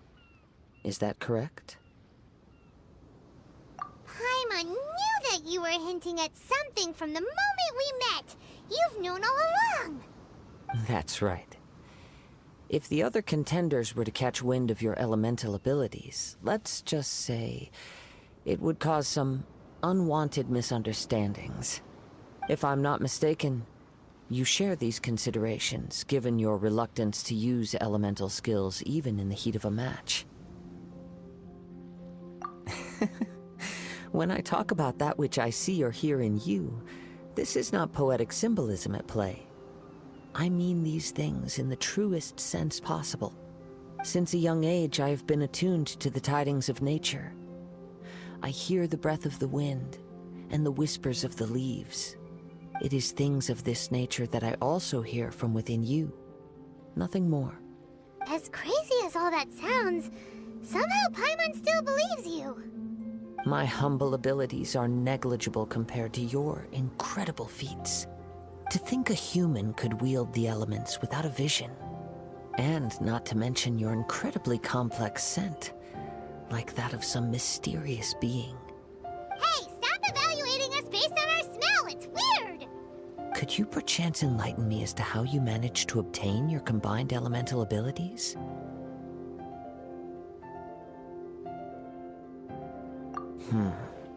Extraordinary. So then, might I be so bold as to inquire how exactly it is that you learn to channel elemental energy and even wield it in combat?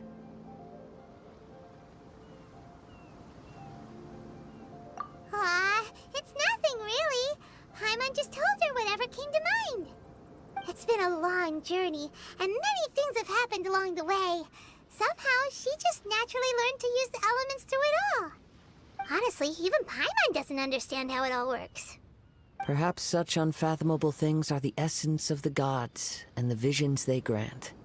However, I still wish to have the honor of seeing how you wield the elements.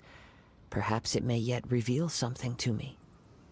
Of course, I too shall share with you all that I've learned. That will make it a fair exchange. Now then, let's test your skills, shall we?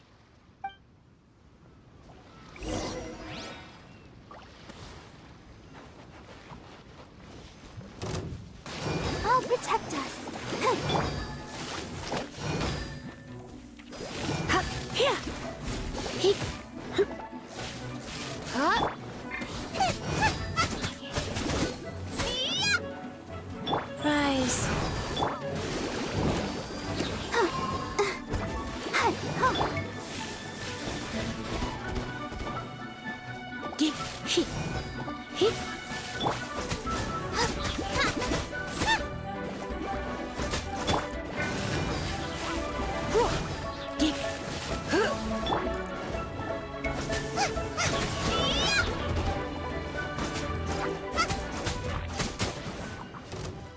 Out of the frying pan, into the fire!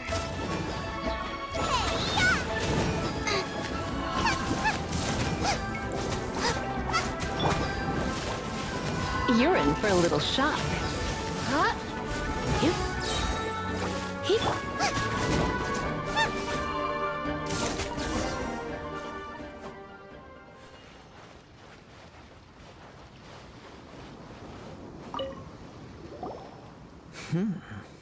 Your skills in battle are truly beyond reproach. Even with your opponent's speed, he shouldn't be able to overwhelm you. Your opponent is skilled at controlling his breathing and maintaining balance, which enables him to execute moves that many would find impossible.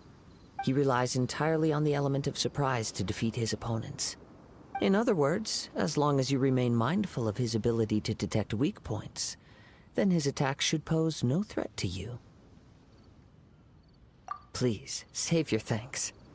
If anything, I should be thanking you for the opportunity to witness your command of the elements that defies all known principles.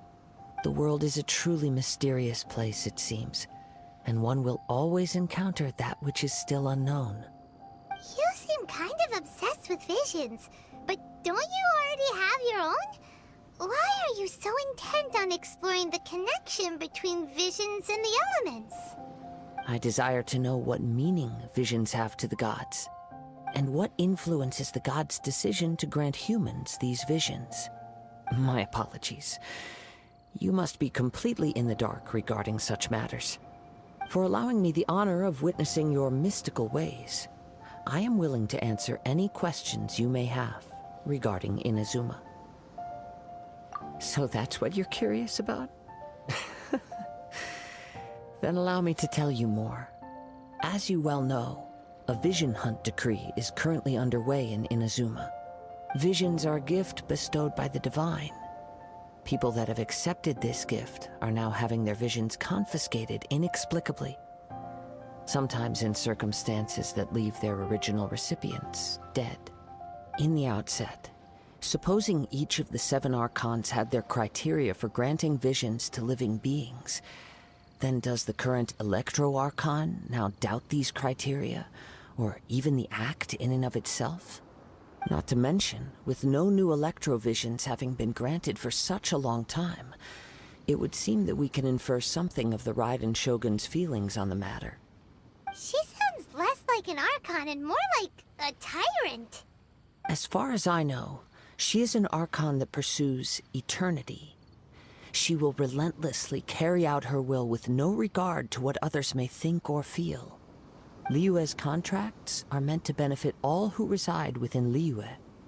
But what does Inazuma's pursuit of eternity bring to its people? It goes without saying that the people locked within Inazuma do not fare well these days. Sounds a lot like something the god you encountered in the beginning would do. Oh?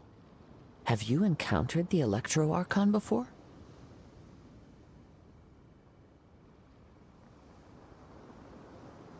With time, we will change. But the Shogun will remain the same. If you wish to find her, she will forever be there. There will come a day when I too shall wish to understand the answers to eternity from her. Ah, the time for your match is approaching. Oh, right! We got so distracted talking about Inazuma that Paimon forgot all about the tournament! If you have no other matters to attend to, then we can return together. Very well. Just be sure to not be late for the match.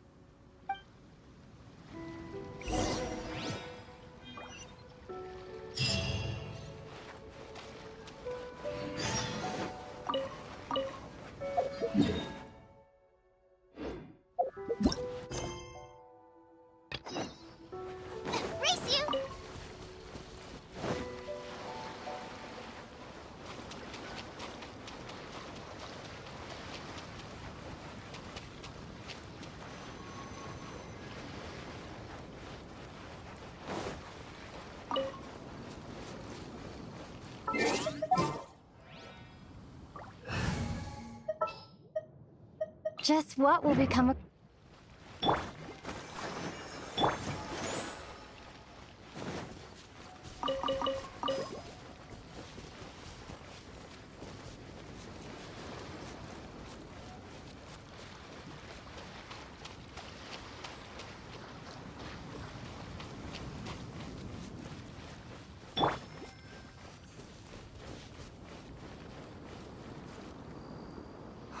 Why isn't he here yet? Never mind. We can start by making your entrance first. Everyone, listen up! Your attention, please! We've reached the climax of the Crux Clash! This is the final match! We've seen many exciting battles today, and now, at long last, the two finalists have emerged. Now, I'd like to introduce our first combatant.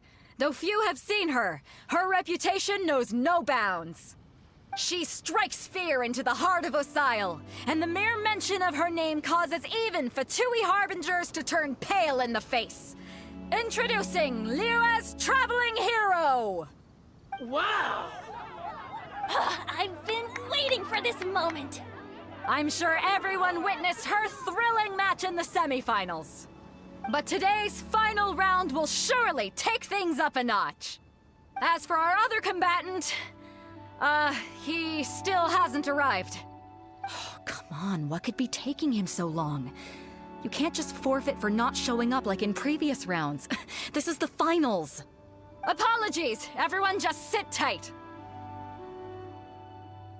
We've got no other choice. If he doesn't show up, we'll just have to postpone the match. Wait a moment. Something doesn't seem right about this. Captain Beidou, perhaps we should check on the prize. Traveler, come with us.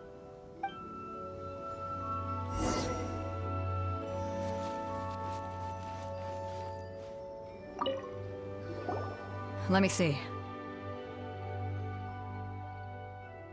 It's gone, all right. The vision is missing. Huh? Did somebody steal it? Who would dare do such a thing in broad daylight? We don't know when it was taken exactly. I never thought that someone here would have the guts to cross Captain Beidou. No need to worry. Even the craftiest sleight of hand does not escape nature's watchful gaze. The culprit has only acted recently. They will not have gotten far. The vision was the prize that I had offered, and it was my responsibility to look after it. I will be certain to get it back. Well, if you insist. I'll leave the matter to you then. I'll stay here and try to offer some explanation to all the spectators that came to see the match. If you would, please come with me. But we're on an island. Where could he have possibly run to? Come with me. I can sense the winds are coming.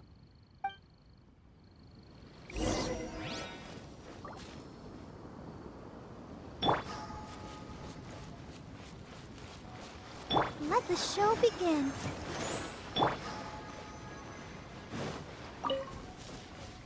Huh?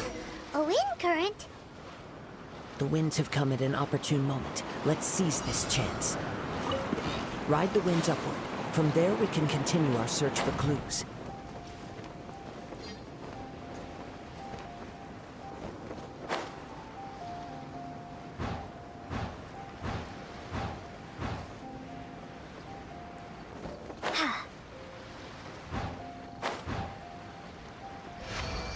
By the way, what made you suddenly think of checking the prize in the first place? I heard it the moment it was stolen. The winds are guiding us forward. The culprit is on the opposite shore now. You can hear that too? What does it sound like? Hubris. This way. Follow me. There may be an ambush waiting for us up ahead, but I trust that you are well prepared for such a scenario.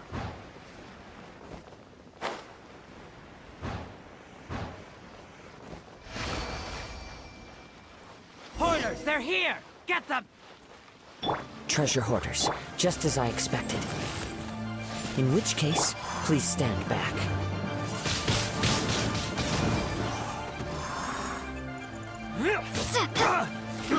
I got toes.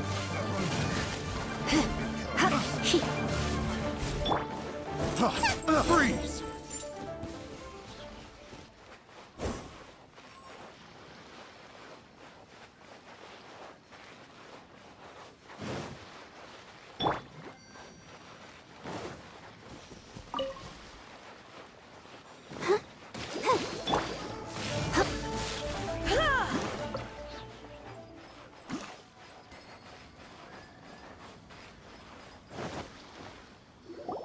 You caught up with me?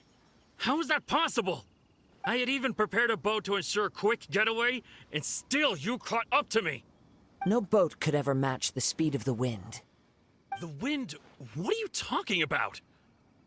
Oh, I get it. Your vision. Drat! If I only had a vision. Or, if I could activate this one, then you'd never be able to catch me. This has nothing to do with visions. You may be skilled at vanishing from a crowd, but it seems you know precious little about how to conceal yourself from nature's gaze. Additionally, your chosen escape route was flawed for reasons that are too numerous to go into, and on top of that, I could hear your boasting and proud laughter in the wind as I was pursuing you. In other words, you failed to meet any of the basic criteria for a grand heist, namely speed, stealth, and style. You... But most disappointing of all is the state of the vision in your hand. It appears that the vision doesn't respond to human desire indiscriminately. Fine, fine. I admit it. I've had my eyes on this vision for quite some time now. I decided to register after hearing that this fighting contest was full of a bunch of lousy fighters. I fought my way to the finals and... Aha! So you were supposed to be our opponent! I'd intended to win the contest through skill alone all along, but then you showed up. After watching the semifinals, I knew that I didn't stand a chance. But I wasn't about to give up on the vision so easily after coming all this way. Since there was no use in trying to face you in the match, I decided to put my skills to good use while everyone's attention was on you and Beto. I was convinced I prepared thoroughly for my escape, but somehow you still managed to catch up to me. Drat. This should have gone differently. I know an empty threat when I hear one.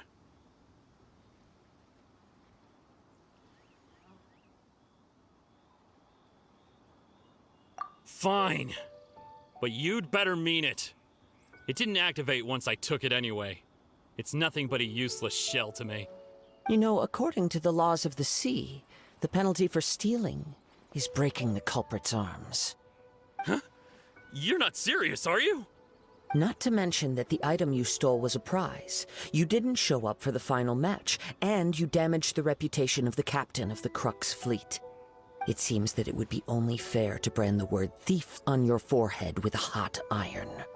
Whoa, whoa! We don't need to go that far, do we? I never would have guessed you could be so cruel. If this is where talking gets me, then forget it. I'll risk a fight. Nice and spicy.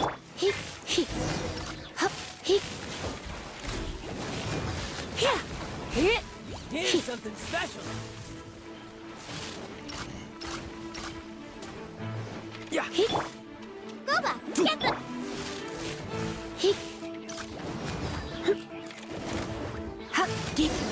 Just a temporary... No, no. Do what you want, but please, don't brand my forehead, please! He has persevered to the bitter end, and now death looms near. Yet still the gods do not bestow their favor upon him. Put down the vision and leave. I've changed my mind. No further punishment for you. Huh? What's wrong? Are you asking for more punishment? It's up to you. Such willingness is commendable, and fits the way of the samurai. No need for that. Thank you for releasing me. You truly are generous. Huh? Paimon doesn't get it. Were you just trying to scare him? I take no pleasure in frightening others. I was just testing all possibilities while the vision remained in his hands.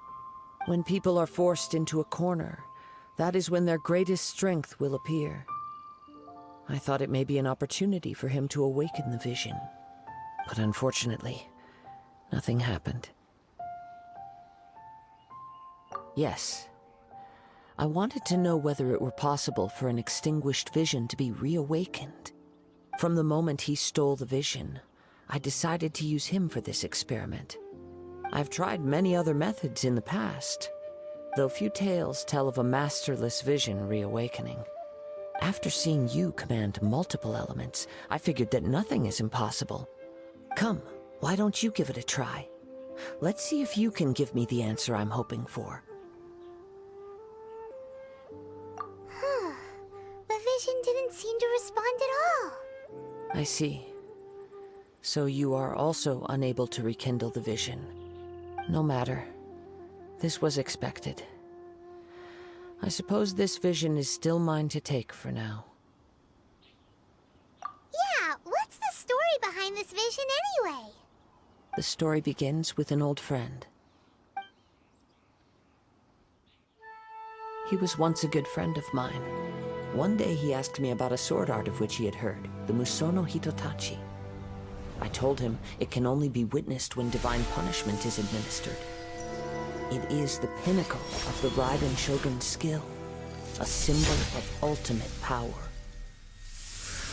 But he replied, there must be one who can withstand it. There will always be those who dare to brave the lightning's glow. Then, the Vision Hunt decree arrived. People's aspirations were stripped away as the Raiden Shogun began to construct her ideal of eternity. While I was fleeing from place to place, I heard that my friend had challenged the Vision Hunters to a duel before the throne. A solemn yet brutal challenge. The defeated face divine punishment, while the victors gain a second chance. Perhaps he thought he of all people should make a stand. Coming face to face with the Musono Hitotachi was all that he truly desired, after all. When I arrived at Tenshukaku, the duel was over. I heard his sentence of divine punishment, his severed blade hitting the ground. Perhaps that was the glory he had yearned to witness. In his last moments, what expression was on his face? Before I knew it, I had stepped forward and snatched the dying vision and was running from the scene. All I knew was that I mustn't let his hope, which burned so brightly, become buried among the ice-cold statue of a god.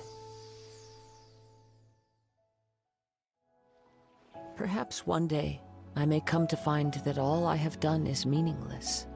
But as a wandering samurai, I find meaning in traveling and the sprawling beauty of nature that lies along the way, while still retaining the warrior way in my heart.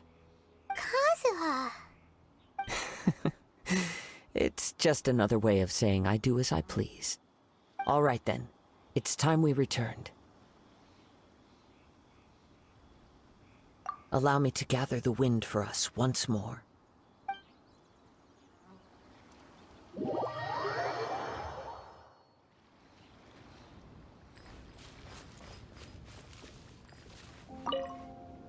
Huh?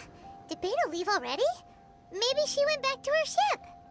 If you're looking for the captain, she was summoned by Lady Ningguang. It seems that the Crux Clash got out of hand this time and has attracted her attention. Captain Beidou was muttering something about Ningguang being a stick in the mud as she headed off to Liyue Harbor. It's not unusual for those two to be at odds with one another. But still, Captain Beidou was disappointed she didn't get to witness the crowning of the new champion. She had been looking forward to it for quite some time. The one who stole the vision was originally to be this hero's opponent in the final round. He knew he stood no chance of winning the match, thus the wicked idea of stealing the prize took hold in his mind. In which case, the Crux Clash comes to a clear-cut conclusion. Huh? So that's what happened? If that's the case, then the rules stipulate that he is disqualified, and our hero here is the champion.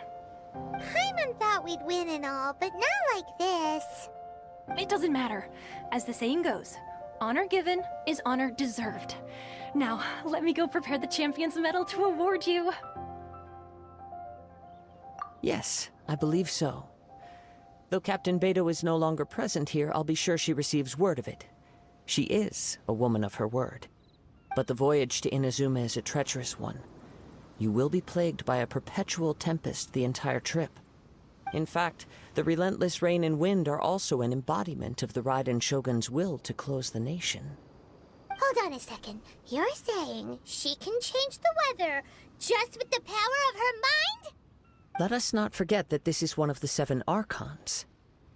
If Liyue's Morax could form Guyun's stone forest by casting down his stone spears, then it should come as no great surprise that the Raiden Shogun is capable of summoning an eternal tempest. Suffice it to say that if you wish to journey to Inazuma, the Alcor will need some time. You will be notified once all the preparations have been made. In the meantime, I intend to embark on a journey of my own. I will travel all across the vast lands of Liyue in the hope of finding a way to reawaken the vision. Paimon believes you'll find a way for sure. Thank you. May both our journeys prove meaningful. One final word of warning. The part of your journey that lies after the storm may well prove to be the most arduous.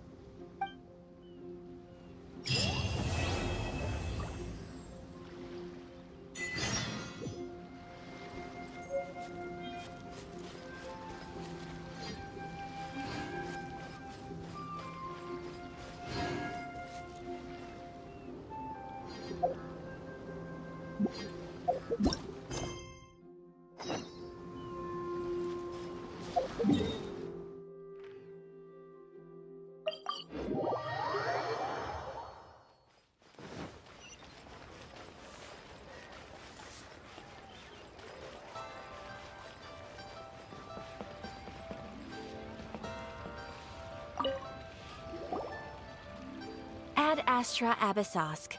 What can I do for you, traveler? Ah, yes. I've heard that you've already made arrangements with the captain of the Crux fleet regarding your passage to Inazuma. Is that correct? Now that I think about it, it's been quite some time since I last visited those lands. Unfortunately, I don't have any current intel that would be worth sharing with you. There you are. You're the traveler that Beidou will be taking to Inazuma, right? Oh, is that right? Well, it's an honor to meet you. The fleet has nearly completed reprovisioning. Once the crews have taken a head count, we can get underway. Captain Beidou sent me to come get you. We'll weigh anchor as soon as you're aboard. Seems Beidou is the captain of her word. Of course! There are many things that the captain insists upon. I'm sure you'll see for yourself once you're on board. So you'll be heading off then? I suppose congratulations are in order. Whether the journey before you leads to the heights of the heavens or the depths of the abyss, each step you take is another achievement. Until we meet again, Ad Astra Abyssosk. Oh, it's kinda hard to say goodbye now. We practically see each other every day.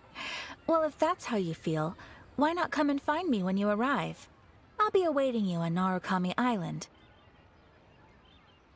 So there's another Catherine in Inazuma? See? There's no need to get all sappy now. Well, I guess it's time for you to bid farewell to Liyue Harbor. Now that I've delivered my message, I'll be heading back.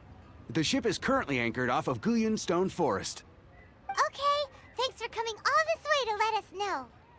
Just following orders. I'll see you two aboard the Alcor.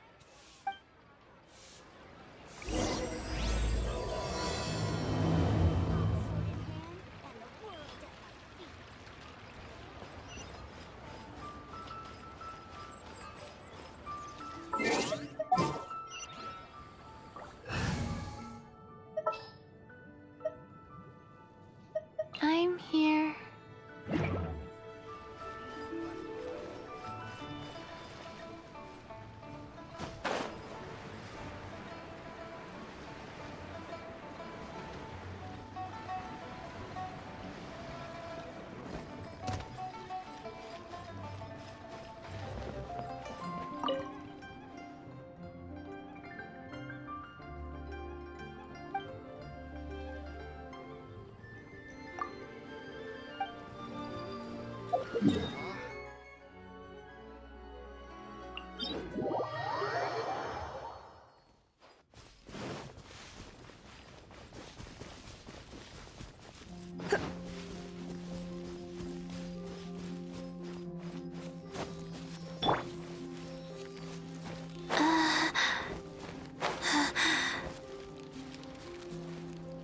Go.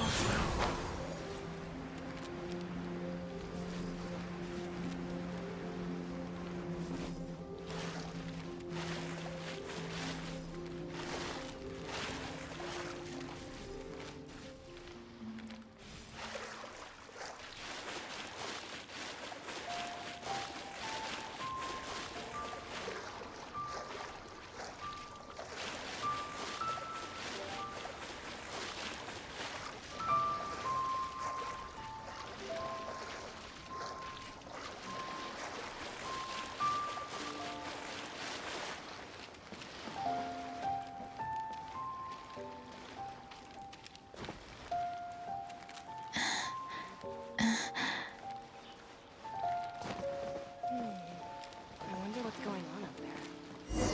Ahoy there, mateys! Time to set sail! Ah, you finally made it. All these years, come rain or storm, the Crux fleet has never suffered a delay. If it were anyone else, I might have set sail already. Don't look too serious, I'm only joking. You're just on time. The crew have just finished making final preparations. Well, now that everyone's here, we set sail for the land engulfed by storm and tempest. The nation of eternity. Anchors away!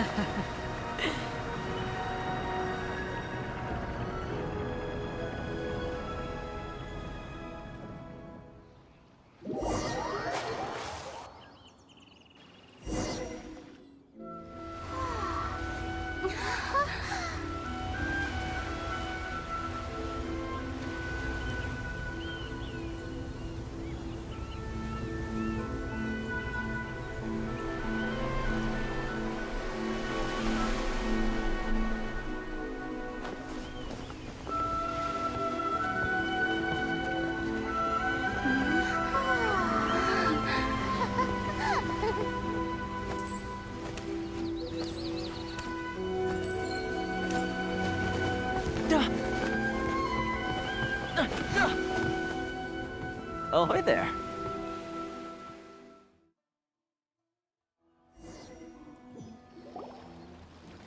So, you finally made it. You sure kept me waiting, Captain. And it appears we have a couple of stowaways. Or perhaps I should say, honored guests. Shush! You can blame your almighty Shogun. The tempests around Inazuma have been growing all the more fierce lately. Though the fleet was fully up to the challenge, the inclement weather still caused some delay. Now then, let me introduce everyone. This is Toma, a trade partner that I've gotten to know recently. You don't know how long I've been waiting to see you. Toma, these two are...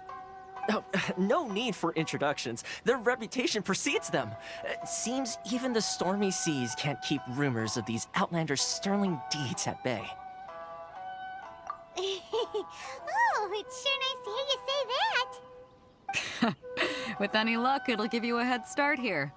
Toma's resided on Rito for quite some time now. It wouldn't be going too far to say he's the fixer around these parts. If you run into any problems here, just talk to Toma. But if he tries to pull any moves on you, I'll be sure to deal with him personally the next time I'm around. No need to worry. I'm sure we'll get along just fine. Good. Then if it's all settled, I'll be going. I wouldn't want to be caught with my sails down here. I do have a wanted fugitive on board after all. Oh, right. Kazuha. Until next time, traveler. Remember to give it your all, no matter what perilous storms you may encounter. Fair seas, Captain Beto. Bye-bye!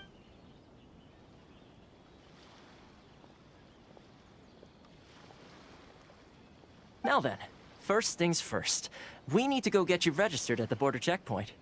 Paimon thought we were supposed to be keeping things on the down low.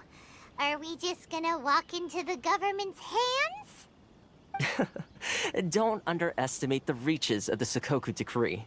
You wouldn't be able to avoid inspection even if you tried. So we have to play by the rules, even if we're kind of bending them.